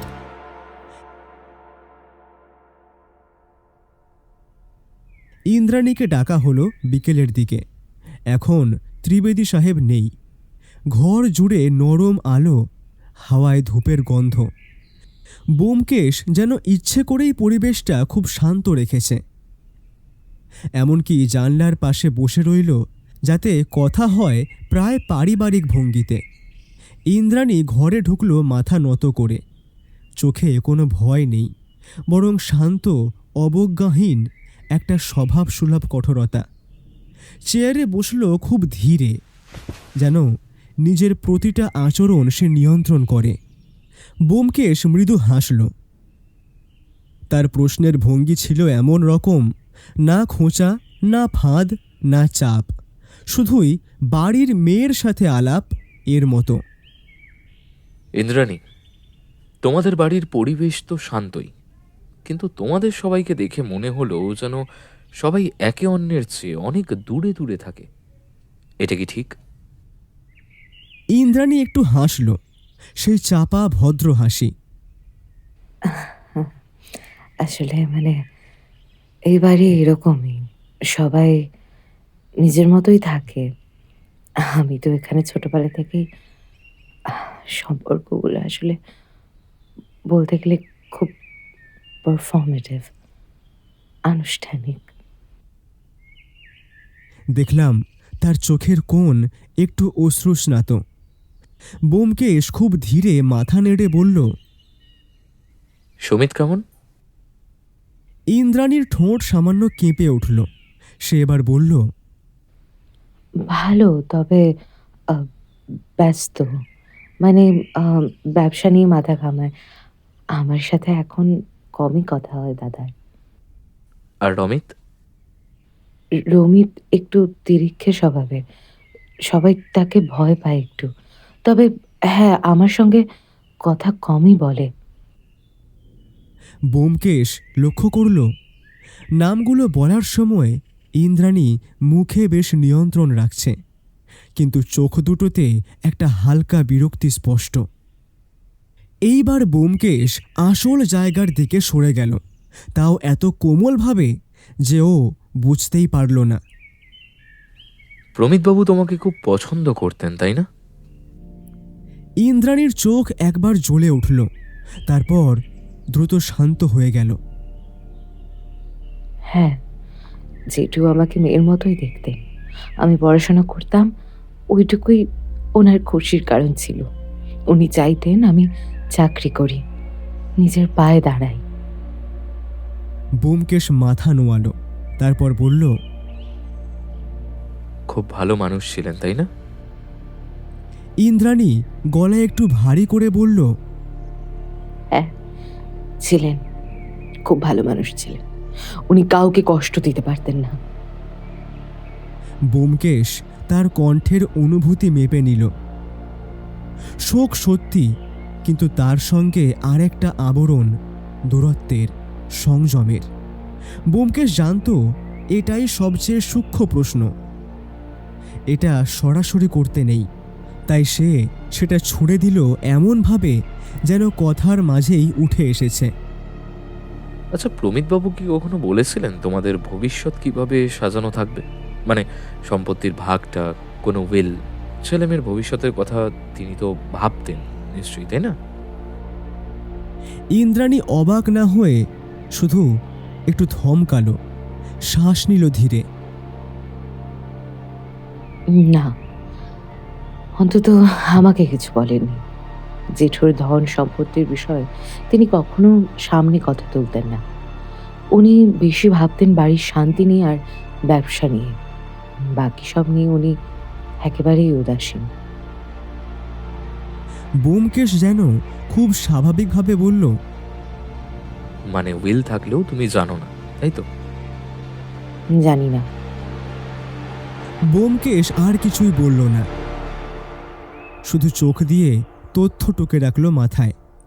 ব্যোমকেশ এবার হাসল, তারপর যেন মজার ছলেই বলল, তোমার দিন কেমন কাটে? ইন্দ্রাণী যেন এবার স্বস্তি পেল। এই প্রশ্ন সাদামাটা। বেশিরভাগ সময় বই পড়ি, কখনো বাগানে হাঁটাহাঁটি করি, আর রাতে অনেক সময় দেরিতে ঘুমাই। আমার ঘুম আসতে চায় না। ব্যোমকেশ কিছু বলল না, শুধু দেখল এই একটি লাইনে কত তথ্য লুকিয়ে রয়েছে। আমি থমকে দেখলাম সে নিজেই স্বীকার করল রাত জাগার কথা। তবে সে নিশ্চয়ই জানে না বৃদ্ধা মালির দেখা সেই রাতের ঘটনাটা। ব্যোমকেশ কিন্তু প্রশ্নটা করল না। সে চাইছে ইন্দ্রাণী নিজের মুখে কিছু বলুক, জোর করে নয়। দুর্বলভাবে সে জিজ্ঞেস করল, গত রাত তুমি কিছু শুনেছিলে? মানে কোনো আওয়াজ বা আর কিছু? ইন্দ্রাণী শান্তভাবে মাথা নেড়ে বলল, না, দরজা বন্ধ করেছিলাম। হঠাৎ গুলির শব্দ শুনে বেরিয়ে আসি। ব্যোমকেশ ইন্দ্রাণীর এই কথা বিশ্বাস করল কি করল না তা বোঝা গেল না। ইন্দ্রাণী বেরিয়ে যাওয়ার পর ঘর নিস্তব্ধ হয়ে গেল।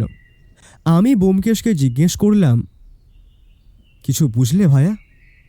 ব্যোমকেশ আধ খোলা চোখে বলল, ইন্দ্রাণী খুব বুদ্ধিমতী। ওকে সরাসরি চাপ দিলে মুখ বন্ধ করে ফেলতো। কিন্তু আজও কিছু না বললে অনেক কিছু বলে গেল। আমি অবাক হয়ে দাঁড়িয়ে রইলাম। ব্যোমকেশ আরও বলল, এই মেয়ের আচরণে 3টে জিনিস পেলাম। 1, প্রমিতবাবুর সঙ্গে তার সম্পর্ক গভীর, সে সত্যি পিতৃতুল্য ব্যক্তির আকস্মিক প্রয়াণে মর্মাহত। 2, সম্পত্তি বা উইল নিয়ে সে জানে না, এটা বলা সহজ কিন্তু প্রমাণ করা কঠিন। আর 3, ও রাতে জাগে, এটাই সবচেয়ে বড় তথ্য। আর আর কি ব্যোমকেশ?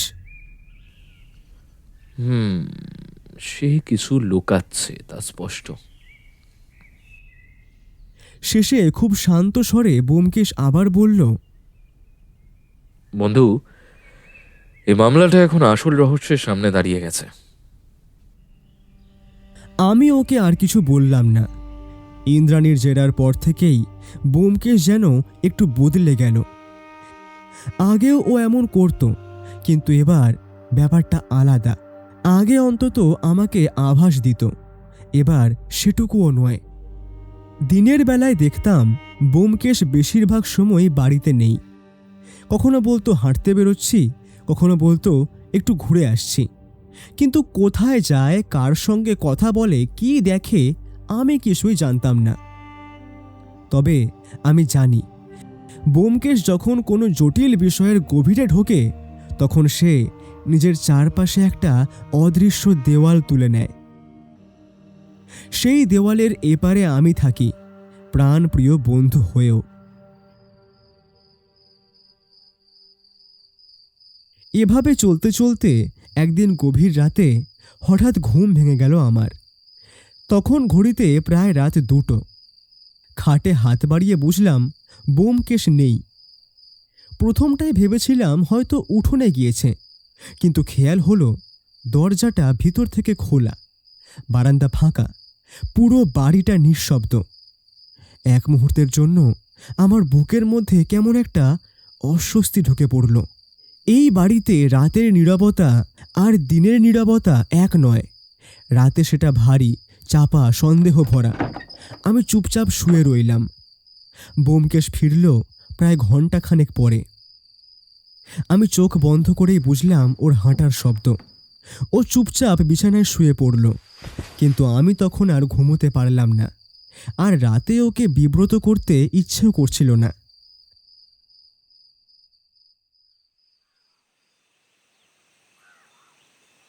পরদিন সকালে চা খেতে খেতে আমি বললাম, তা ভায়া, রাতে কোথায় গিয়েছিলে?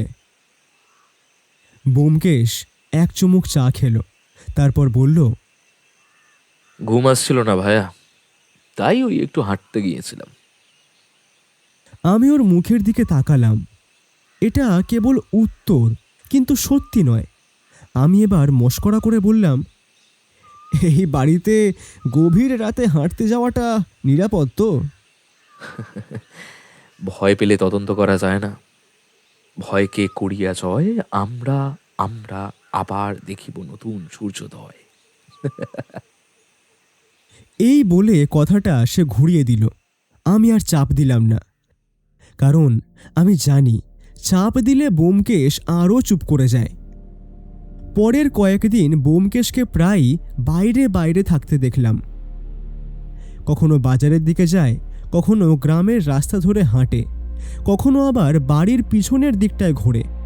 মাঝে মাঝে দেখতাম কোনো কাজের লোককে ডেকে 2-4টে সাধারণ প্রশ্ন করছে, যে এখানে কি রাতে কুকুর ডাকে, এই রাস্তা দিয়ে কারা আসে যায়, আগে এখানটায় কি ছিল। প্রশ্নগুলো শুনলে মনে হয় কিছুই না, কিন্তু আমি জানি ব্যোমকেশ কখনো অকারণে প্রশ্ন করে না। আমি লক্ষ্য করলাম সে ইচ্ছে করেই আমাকে এই সবের মধ্যে রাখছে না। আগে হলে রাতে ফিরে এসে বলতো, আজ একটা মজার জিনিস দেখেছি, কিন্তু এইবার কিছুই না। আমি বুঝে গেলাম ব্যোমকেশ এখন এমন একটা জায়গায় পৌঁছেছে যেখানে ভুল মানুষের কানে তথ্য গেলেই বিপদ। এই নীরবতাই তার প্রমাণ। একদিন বিকেলে আমি তাকে বললাম, কি ভায়া, কিছু বুঝছো?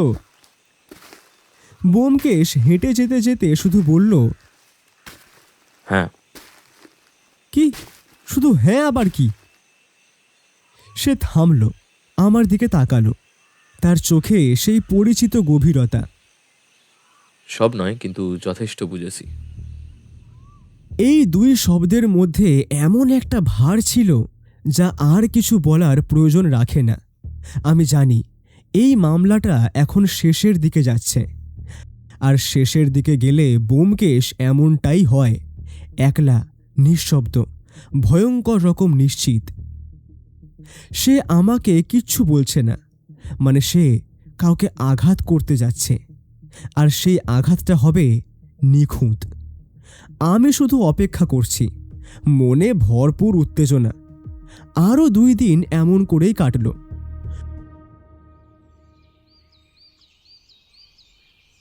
সকালের আলোটা সেদিন যেন অন্যরকম ছিল। রাতের অস্বস্তিকর নীরবতার পর এমন স্বাভাবিক সকাল আমাকে বরাবরই সন্দেহপ্রবণ করে তোলে। উঠোনে হালকা রোদ, আর ঘরের ভেতরে অদ্ভুত একটা চাপা টান। ব্যোমকেশ তখন জানলার ধারে দাঁড়িয়ে, হাত পেছনে বাঁধা, চোখ দূরে কোথাও আটকে আছে, যেন এই বাড়িটা নয়, আরও অনেক দূরের কোনো ছবির দিকে তাকিয়ে। আমি কিছু বলবার আগেই সে হঠাৎ ঘুরে দাঁড়িয়ে বলল, আজকেই হবে এই অভিনব কেসের রহস্যভেদ। আমি থমকে গেলাম। আজকেই? মানে মানে সব কিছু কি পরিষ্কার হয়ে গিয়েছে নাকি? ব্যোমকেশ মৃদু হাসল। এই হাসিটা আমি চিনি, যেই হাসির মানে খেলাটা প্রায় শেষ। হ্যাঁ, এখন শুধু শেষ অঙ্কটা বাকি, তাহলে সব একেবারে ক্রিস্টাল ক্লিয়ার। আমি চেয়ারে বসে পড়লাম, কিন্তু আমার তো কিছুই মাথায় আসছে না। কিসের অভিযান? আর কোথায়? কাকে ধরবো আমরা? ব্যোমকেশ ধীরে ধীরে আমার সামনে এসে দাঁড়ালো। তাই বলছি, আজ দুপুরে ভালো করে একটু ভাত ঘুম দিয়ে নাও। আমি তো অবাক। ভাত ঘুম এই পরিস্থিতিতে? নৈশ অভিযানে নামতে হবে যে, ঘুম না হলে চলবে কি করে? ওর গলায় তখন হালকা রোমাঞ্চের ঝিলিক। আমি ওকে এতদিনে চিনি। যখন ব্যোমকেশ নৈশ অভিযান বলে, তখন সেটা শুধু হাঁটা চলা নয়। নৈশ অভিযান মানে ঠিক কি বলছো? তুমি কিন্তু আমাকে পুরো অন্ধকারে রেখে দিচ্ছ ভাইয়া। ব্যোমকেশ জানলার বাইরে তাকিয়ে বলল, সব প্রশ্নের উত্তর সময় মতো পাবে। এখন শুধু এইটুকু জানলেই চলবে, আজকের রাতটা সহজ হবে না। আমি আর কিছু জিজ্ঞেস করলাম না, কারণ আমি জানি ব্যোমকেশ যখন এমন করে কথা বলে, তখন সে আগেই সব চাল সাজিয়ে ফেলেছে। কিছুক্ষণ নীরবতার পর সে আবার বলল, আমি একবার থানায় যাচ্ছি। আমি চমকে উঠলাম। থানায়? এখনই? হ্যাঁ, সঠিক সময় সঠিক জায়গায় পুলিশ তৈরি না থাকলে সমস্যা হবে। এই কথাটাই আমাকে সবচেয়ে বেশি নাড়া দিল। এর মানে আজ যা হতে চলেছে সেখানে কেবল যুক্তিতর্ক নয়, বিপদও আছে ভরপুর। ব্যোমকেশ চলে যাওয়ার পর ঘরটা হঠাৎ ফাঁকা ফাঁকা লাগলো। আমি একা বসে ভাবতে লাগলাম গত কদিনে কি কি বদলেছে। ব্যোমকেশ কম কথা বলেছে, বেশি দেখেছে, কম প্রশ্ন করেছে, বেশি লক্ষ্য করেছে। আমি বুঝলাম সে যাদেরকে সন্দেহের তালিকায় রেখেছিল তাদের প্রত্যেকের ভূমিকাই সে মেপে নিয়েছে। কিন্তু আসল খেলা যে অন্য কোথাও, সেটা সে কাউকেই বুঝতে দেয়নি। দুপুরে খেতে বসে দেখি ব্যোমকেশ নেই। আমি বাধ্য হয়ে তার বলে যাওয়া কথাই রাখলাম। ভাত খেয়ে একটু শুয়ে পড়লাম, কিন্তু ঘুম এলো না। চোখ বন্ধ করলেই মনে পড়ছিল, নৈশ অভিযান, পুলিশ তৈরি, সমস্যা হবে। এই শব্দগুলো কোনোভাবেই সাধারণ মনে হচ্ছিল না। বিকেলের দিকে ব্যোমকেশ ফিরল। মুখে কোনো ক্লান্তি নেই, বরং চোখে অদ্ভুত এক তৃপ্তি। কি, থানার কাজ হয়ে গিয়েছে? হ্যাঁ। তা পুলিশ জানে কি করতে হবে। ব্যোমকেশ কোটটা খুলতে খুলতে বলল, যতটা ওদের জানার দরকার ততটাই। আমি বুঝলাম পুলিশও এই খেলায় পুরো ছবি জানে না। ব্যোমকেশ কেবল তাদের ব্যবহার করছে সময় মতো। সন্ধ্যার পর আমরা দুজনেই চুপচাপ বসেছিলাম। ব্যোমকেশ বই হাতে নিলেও পড়ছিল না। আমি বারবার অধৈর্য হয়ে ঘড়ির দিকে তাকাচ্ছিলাম। রাত নামার সঙ্গে সঙ্গে বাতাস ভারী হয়ে উঠল। গ্রামের রাত শহরের মতো কোলাহল নেই, কিন্তু এই নিঃশব্দতা আরও ভয়ঙ্কর। হঠাৎ ব্যোমকেশ বলল, প্রস্তুত? আমি উঠে দাঁড়ালাম। বোকার মতো বললাম, কিসের জন্য? ব্যোমকেশ আমার দিকে তাকালো, চোখে সেই পুরনো আগুন। আজকে সত্যি মিথ্যের মুখোমুখি লড়াই। আজ কেউ পার পাবে না। যা ফেসলা হবে সবার সামনেই হবে। আমি আর কিছু জিজ্ঞেস করলাম না, কারণ আমি জানি এই মুহূর্তের পর আর কোনো প্রশ্নের জায়গা নেই। এখন শুধু ঘটনা ঘটার অপেক্ষা। আমি শুধু এইটুকুই বুঝলাম, এই কেসটা ব্যোমকেশের কাছে আর ধাঁধা নয়, এটা এখন যেন একটা শিকার। আর শিকার ধরা পড়বেই আজ রাতের বেলায়।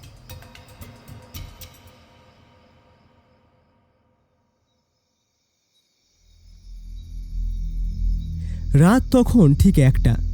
জমিদার বাড়িটা যেন নিঃশ্বাস আটকে রেখেছে।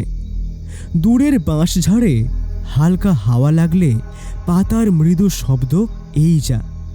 বাকি সব স্তব্ধ। ব্যোমকেশ বারান্দায় দাঁড়িয়ে। হাতের সিগারেটটার আগুনটা অন্ধকারে ক্ষণিক জ্বলে উঠছে, আবার নিভে যাচ্ছে। আমি একটু দূরে দাঁড়িয়ে ওর দিকে তাকিয়ে আছি। এই নীরবতার ভেতরেও ও যেন কিছু শুনছে, যা আমার কানে আসে না। হঠাৎ ব্যোমকেশ বলল, চলো, সময় হয়েছে। ওর গলায় কোনো তাড়াহুড়ো নেই, বরং অদ্ভুত রকমের স্থিরতা। এই স্বর আমি চিনি। যখন ব্যোমকেশ নিশ্চিত, আমরা দুজন নিঃশব্দে বারান্দা ছাড়লাম। কেউ জাগেনি, কেউ দেখেনি। পেছনের পথ ধরে বেরিয়ে পড়লাম। প্রথমটায় কাঁচা রাস্তা, তারপর খোলা মাঠ, তারপর ঝোপঝাড়। চাঁদের আলো কম, মেঘে ঢাকা। ব্যোমকেশ সামনে আর আমি ঠিক তার পেছনে। প্রায় মিনিট 20 হাঁটার পর জায়গাটা বদলে গেল। হাওয়া ভারী, গাছ ঘন। এটা আর গ্রাম নয়, এটা বন। ব্যোমকেশ হঠাৎ থামল, আমাকে হাত তুলে ইশারা করলো থামতে। তারপর একটা মোটা গাছের আড়ালে দাঁড়ালো। আমি ওর পাশে। ব্যোমকেশ খুব ধীরে আমার দিকে ঝুঁকে ফিসফিস করে বলল, ওই দেখো অজিত। আমি চোখ মেলে তাকালাম। চাঁদের ক্ষীণ আলোয় একটু ফাঁকা জায়গায় দুটো ছায়া মূর্তি। একজন মেয়ের অবয়ব, চেনা। আমি নিজের অজান্তেই ফিসফিস করে বললাম, আরে এই যে ইন্দ্রাণী, ওর সঙ্গে ওই ছেলেটা কি? ছেলেটা লম্বা, শরীর শক্ত, মুখ স্পষ্ট নয়, চলনে অস্থিরতা। ব্যোমকেশ আমার দিকে না তাকিয়েই বলল, আর কোনো কথা নয়, একদম চুপ। আমি চুপ করে গেলাম। সামনের দৃশ্যটা আরও স্পষ্ট হলো। ওদের দুজনের মধ্যে তর্ক চলছে। হাতের ভঙ্গি আর দেহের ভাষায় তা স্পষ্ট বোঝা যাচ্ছে। ইন্দ্রাণী ওকে কিছু বলছে, আর ছেলেটা উত্তেজিত। আমি ব্যোমকেশের কানে খুব আস্তে আস্তে বললাম, ব্যোমকেশ, ওদের তো বচসা হচ্ছে, এখান থেকে বুঝতে পারছো? ব্যোমকেশ একটুও নড়ল না। হঠাৎ যা ঘটল তার জন্য আমি মোটেই প্রস্তুত ছিলাম না। ছেলেটা আচমকাই পেছনে হাত নিয়ে গেল, কোমরের কাছটায়। এক মুহূর্তের মধ্যেই ধাতব ঝিলিক, বন্দুক। আমার তো দম আটকে গেল। হে কি, ওই লোকটা বন্দুক তুলছে। এই কথাটা শেষ হওয়ার আগেই ব্যোমকেশ গাছের আড়াল থেকে বেরিয়ে এলো বাইরে, একদম সরাসরি, হাতের বন্দুক সোজা ওই লোকটার দিকে তাক করা। বন্দুক নামাও এখনই। লোকটা চমকে গেল। স্পষ্টতই এমনটা সে আশা করেনি, কিন্তু পরের মুহূর্তেই সে নিজেকে সামলে নিল। সেও বন্দুক তাক করল ব্যোমকেশের দিকে। কে তুমি? ব্যোমকেশ এক পাও নড়ল না। এই প্রশ্ন করার সময় পেরিয়ে গেছে, এবার তোর খেলা শেষ। লোকটা হঠাৎ জোরে হাঁক দিল। এই বেরিয়ে আয় সবাই, মালটাকে এখানেই ঝাঁঝরা করে দে। মুহূর্তের মধ্যেই চারপাশ থেকে নড়াচড়া, ঝোপের আড়াল, গাছের পেছন থেকে একে একে ছায়ামূর্তি বেরোতে লাগলো। আমি বুঝে গেলাম এটা কোনো একক লোকের কাজ নয়, একটা গোটা দল। কিন্তু কিসের দল? আমার বুকের ভেতর কাঁপুনি ধরল। ইন্দ্রাণীও তখন থরথর করে কাঁপছে। ঠিক তখনই আরও এক চমক। চারদিক থেকে হঠাৎ জোরালো আওয়াজ, পুলিশের বাঁশি। কেউ নড়বে না, hands up, put the pistols down. আলো জ্বলে উঠল, টর্চ, লণ্ঠন আর সঙ্গে বন্দুক। ঝোপের আড়াল থেকে একদল পুলিশ বেরিয়ে এলো। ইন্সপেক্টর ত্রিবেদীকে চিনতে অসুবিধা হলো না। ঠিক পরের মুহূর্তেই গুলির শব্দ। আমি স্পষ্ট কিছু দেখতে পেলাম না, শুধু শব্দ, আলো আর দৌড়ঝাঁপ। ব্যোমকেশ কোথায় আমি জানি না। আমি শুধু একটা কথাই ভাবছিলাম, ইন্দ্রাণী। আমি ঝুঁকি নিলাম, গুলির শব্দের মধ্যেই দৌড়ে গিয়ে ইন্দ্রাণীর হাত ধরলাম। চলো, এখানে আর থাকা যাবে না, পরিস্থিতি বিপজ্জনক। ইন্দ্রাণী কাঁদছিল, ভয়ে, আতঙ্কে, শোকে সব মিলেমিশে এক। আমি কিছু বললাম না, বলবার সময়ও নেই। আমি তাকে টেনে গাছের আড়ালে আনলাম। পুলিশের দুইজন কনস্টেবল আমাদের ঢাল হয়ে দাঁড়ালো। পেছনে তখনও গুলির আওয়াজ, কেউ চিৎকার করছে, কেউ পালাচ্ছে। ইন্দ্রাণী আমার হাত শক্ত করে ধরেছে। আমি শুধু বললাম, এখন চুপ, সব কথা পরে হবে, এখন তুমি নিরাপদ। কতক্ষণ এমন করে চলেছিল বলতে পারবো না। সময়ে যেন থমকে গিয়েছিল। এক সময়ে গুলির শব্দ থামল, নীরবতা নামলো আবার। কিন্তু এবার সেটা আর আগের মতো নয়। পুলিশের হাঁকডাক, আহতদের আর্তনাদ আর বনভূমির ভারী নিঃশ্বাস। ব্যোমকেশকে আমি দেখলাম দূরে দাঁড়িয়ে থাকতে, একটু কাদা মাখা কিন্তু অটল। সে আমার দিকে তাকালো এক মুহূর্তের জন্য। সেই দৃষ্টিতে ছিল না ভয়, ছিল না উত্তেজনা, ছিল কেবল সব সমস্যা শেষ হয়ে আসার একটা নিশ্চয়তা। ইন্দ্রাণী তখনও কাঁদছে, আমি ওকে শক্ত করে ধরে আছি। এই রাতটা আমার জীবনের সবচেয়ে দীর্ঘ রাতগুলোর একটা হয়ে রইল। প্রায় 5 মিনিট, কিন্তু সেই 5 মিনিট যেন 5 যুগের সমান। শেষ গুলিটা থামার পর হঠাৎ করে জঙ্গলটা নিস্তব্ধ হয়ে গিয়েছে। বারুদের গন্ধ, ভাঙা ডালপালা আর আহতদের গোঙানির শব্দ সব মিলিয়ে এক অদ্ভুত বাস্তবতা। দুজন পুলিশকর্মী মাটিতে বসে আছে। একজনের কাঁধে আর আরেকজনের পায়ে গুলি লেগেছে। অন্যরা দ্রুত ব্যস্ত হয়ে পড়ল। কেউ আহতদের দেখছে, কেউ চারদিক তল্লাশি করছে। ওই দলটার কয়েকজন অন্ধকারে পালিয়ে গিয়েছে, আর যারা পারেনি তারা মাটিতে পড়ে আছে নিস্তব্ধ। ইন্দ্রাণী তখন পুলিশের ঘেরাটোপে। ও কাঁদছে না আর, কান্না যেন অনেক আগেই ফুরিয়ে গিয়েছে। চোখ দুটো ফাঁকা, শূন্য।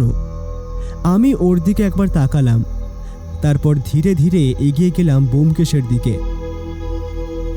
ব্যোমকেশ দাঁড়িয়ে আছে, কোট ছেঁড়া, জামার হাতায় রক্তের দাগ, শরীরে কয়েক জায়গায় ক্ষত, গভীর নয় কিন্তু যন্ত্রণার চিহ্ন স্পষ্ট। তবু ওর মুখে যে অভিব্যক্তি, সেটা আমাকে থামিয়ে দিল। একই সঙ্গে বিজয়ীর হাসি আর অদ্ভুত এক পরাজয়ের ছায়া। যে লোকটা ইন্দ্রাণীর সঙ্গে ছিল তার পেটে আর বুকে গুলি লেগেছে।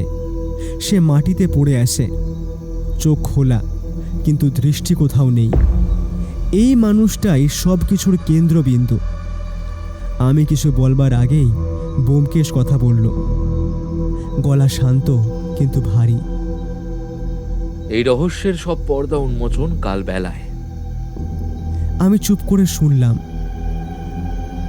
এখন আমি আর ইন্দ্রাণী পুলিশের সঙ্গে থানায় যাব, ওর জবানবন্দি খুব দরকার। ইন্দ্রাণীর দিকে একবার তাকিয়ে ও আবার বলল, তুমি জমিদার বাড়ি ফেরো। আমি একটু অবাক হলাম। এখনই?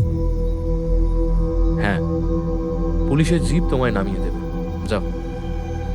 ও থামলো একটু, তারপর স্পষ্ট করে নির্দেশ দিল, নিঃশব্দে বাড়িতে ঢুকবে। রাতে কাউকে কিছু জানাবার দরকার নেই। ভোর হতে আর কয়েক ঘন্টা বাকি, অকারণেই উত্তেজনা ছড়িয়ে। আমি মাথা নেড়ে সম্মতি দিলাম ওকে। কাল সকালে সবাইকে সব বলবো, আর আমাদের জন্য ভাবার দরকার নেই, আমরা ঠিক সময় বাড়ি ফিরব।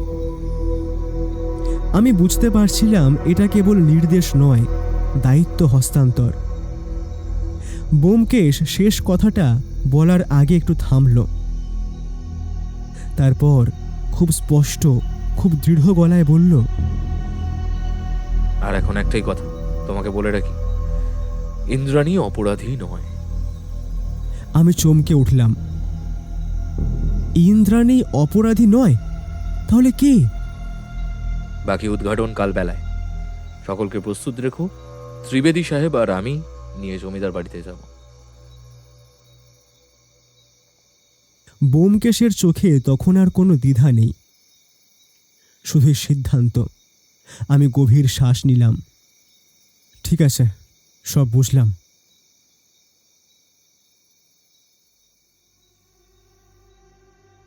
এই কথাটার মধ্যে আমার সব প্রশ্ন, সব আশঙ্কা, সব বিশ্বাস ঢুকেছিল।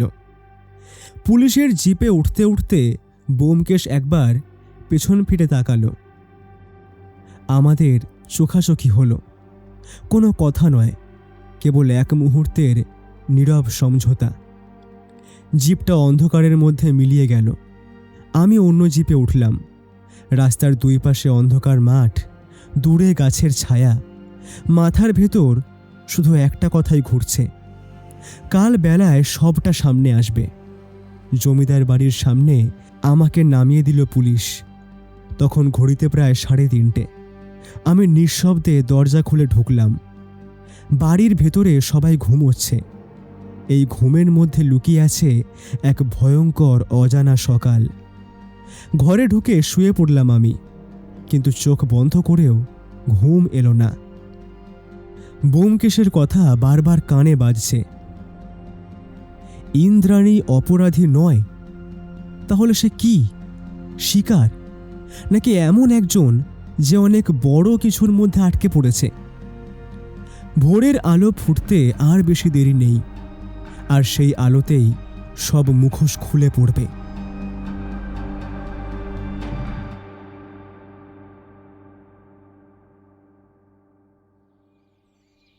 পরদিন ভোর ভোর উঠে বারান্দায় এসে দাঁড়ালাম। কুয়াশায় মোড়া চারদিক। বাড়িতে এখনও বিশেষ কেউ ওঠেনি। আমি মনে মনে একটু চিন্তিত ছিলাম যে কি করে সকলকে জানাবো বিষয়টা। তাছাড়া আরও একটা ব্যাপার আছে, আমি এখনও গোটা বিষয়টা জানি না। আর বিষয়টার মধ্যে যদি এমন কিছু থাকে যা জমিদার বাড়ির মানহানি করতে পারে, খুব সাবধানে এগোতে হবে। আরে, এই তো সমিত হাঁটছে না ওটা বাগানে? হ্যাঁ ঠিক, সমিতি তো। ওকে বলাই শ্রেয় হবে। আগে ওর কাছেই যাই। ওর মুখে তখন বিষণ্ণতা। সে আমাকে দেখে বলল, আরে অজিত, তুই এত ভোর ভোর উঠে গেছিস? দাঁড়া দাঁড়া, আমি ভেতরে গিয়ে চায়ের ফরমাশ করি। আরে দাঁড়া দাঁড়া, তুই ব্যস্ত হোস না। আমি এখন চা খাবো না, আমার কিছু তোকে বলার আছে। হ্যাঁ বল না, অত সংকোচ কিসের? ও হ্যাঁ, ব্যোমকেশবাবু কই? আগে তুই আমার পুরো কথাটা খুব মন দিয়ে শোন। আচ্ছা বল। এই বলে আমি ওকে পুরোটা সংক্ষেপে বললাম। সকাল 10টার সময় বাড়ির সকলকে উপস্থিত থাকতে হবে সেই কথাও বললাম। আমার কথা শুনে ও রীতিমতো স্তম্ভিত। একটা দিশেহারা ভাব ওর মনে স্পষ্ট। যাক, এর থেকে বেশি আমার কিছু করার নেই। এবার বোমকেশী এসে যা যা বলার বলবে। এখন আর মাত্র কয়েকটা ঘন্টার নীরব অপেক্ষা। সমিতির মাধ্যমেই বাড়ির বাকি সকলে খবর পাবে। সকাল 10:15 দেখলাম একটা পুলিশের জিপ জমিদার বাড়ির গেটে এসে দাঁড়ালো। তার মধ্যে থেকে নামলো বোমকেশ আর ত্রিবেদী সাহেব। সাথে মাথা হেঁট করে ভেতরে ঢুকলো ইন্দ্রাণী। রহস্যের পর্দা উন্মোচনের মূল ক্ষেত্র ছিল জমিদারের বৈঠকখানা। সেখানেই বাড়ির সবাই এখন উপস্থিত। সমিত, রমিত, সুজয়া, কুশলা আর আমি। প্রত্যেকেই গোপন বিষয়টা জানতে আগ্রহী। কালকের রাতের ওই আকস্মিক অভিযান ও তার ভয়াবহ পরিণতিটা। আমি খেয়াল করলাম ইন্দ্রাণীর মুখ ভার, যেন সে ক্লান্ত, খুব ক্লান্ত। বোমকেশ এসেই একটা সিগারেট ধরালো, তারপর বলতে শুরু করলো। আজ আমরা সকলে এখানে মিলিত হয়েছি। কারণটা যদিও সুখকর নয়। এখনই হবে সেই বহু প্রশিক্ষিত কাজ, জমিদারের মৃত্যু রহস্যের কিনারা। ঠিক এই সময়ে আমার একটা কথা মনে পড়ে গেল। আচ্ছা, আমরা তো এই বর্তমানের আকস্মিকতায় মেতে, কিন্তু জমিদারকে যে মেরেছে সেগুলি কিভাবে, সেটাই তো আমাদের অজানা রয়ে গিয়েছে। আশা করি তার উত্তরও মিলবে। আমিও একটা সিগারেট ধরালাম। বাড়ির সকলেই খুব উত্তেজিত, এমনকি রমিতও হাত দিয়ে হাত চেপে বসে। বোমকেশ বলতে শুরু করলো। আজ থেকে ঠিক 5 দিন আগের সেই অভিশপ্ত রাত। ঘটনাস্থল এ বাড়ির লাইব্রেরি ঘর। ভিকটিম জমিদার প্রমিতবাবু। এবার প্রশ্ন, কিভাবে গুলি করে মারা হলো তাকে, আর কে মারল? সকলে এটা জানতেই আগ্রহী, কিন্তু আমি নিজে এটা সঠিক উত্তর জানলেও যদি তা আমি বলে দিই তাহলে আপনাদের ভাবধারা অন্যদিকে চলে যাবে, আর আপনারা একটা নির্দোষকেই দোষীর সন্দেহের ঘৃণার চোখে দেখবেন। তাই আগে গোটা ঘটনাটা সম্পর্কে একটা ধারণা গড়ে তোলা ভীষণ দরকার। সমিত এবার বলে উঠল। বোমকেশবাবু, তাড়াতাড়ি বলুন, আমি আমার বাবার খুনিকে ছাড়ব না। সবুর করো সমিত, সব বলবো। তার আগে ফিরে যাই বছর 20 আগের কথায়। জমিদার তখন যুবক, ব্যবসায় পূর্ণ মনোযোগ। আপ্রাণ চেষ্টা করেছেন আরও কিভাবে ব্যবসা বাড়ানো যায়, কিন্তু মুশকিল হলো প্রতিযোগী অনেক।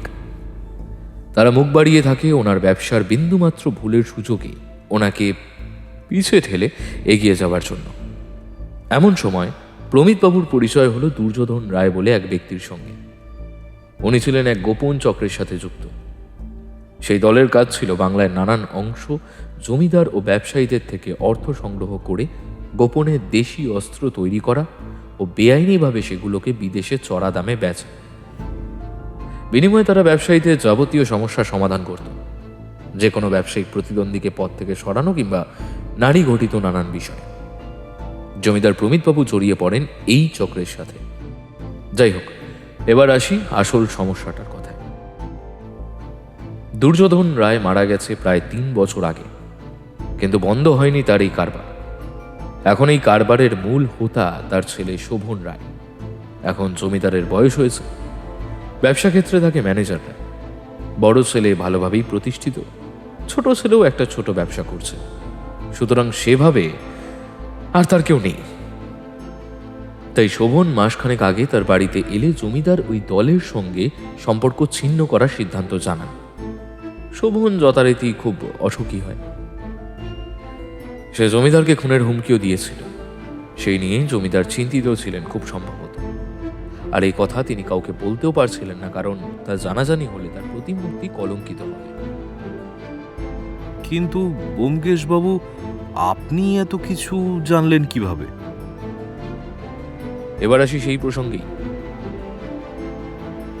এই শোভন রায়কে আপনারা হয়তো দেখেছেন এ বাড়িতেই, কিন্তু কোনো ব্যবসায়িক কর্মী বা জমিদার মশাইয়ের পরিচিত ভেবে অতটা অমল দেননি। এবার একটা গুরুত্বপূর্ণ অংশ।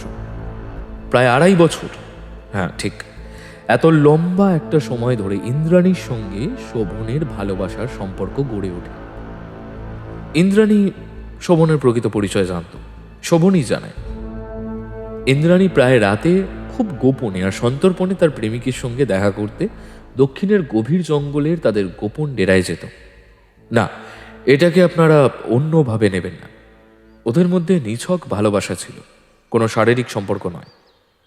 কিন্তু ইন্দ্রাণী, এরপর কিছুটা তুমি বলো, আমি ধরিয়ে দেবো যদি কিছু বাদ যায়। আমি দেখলাম ইন্দ্রাণী মাথা হেঁট করে চুপ করে বসে, তারপর মৃদু স্বরে বলতে শুরু করলো। হ্যাঁ, শোভনকে আমি ভালোবাসতাম, তার সাথে দেখা করতাম, কিন্তু কিন্তু ঠিক 1 মাস আগে সে আমায় জানে জেঠুর সাথে ওর ঝামেলা হয়েছে। সে চায় আমায় নিয়ে পালিয়ে বিয়ে করতে। আমি তাতে রাজি হইনি, কারণ আমি জেঠুর কাছে মানুষ হয়েছি। উনি আমার ত্রাতা, ওনার সম্মানহানি আমি হতে দিতে পারি না। তাই আমি ওকে মানা করে দিই। কিন্তু ও তারপরেও আমাকে দেখতে আসতো, বাড়ির পিছনে অপেক্ষা করতো।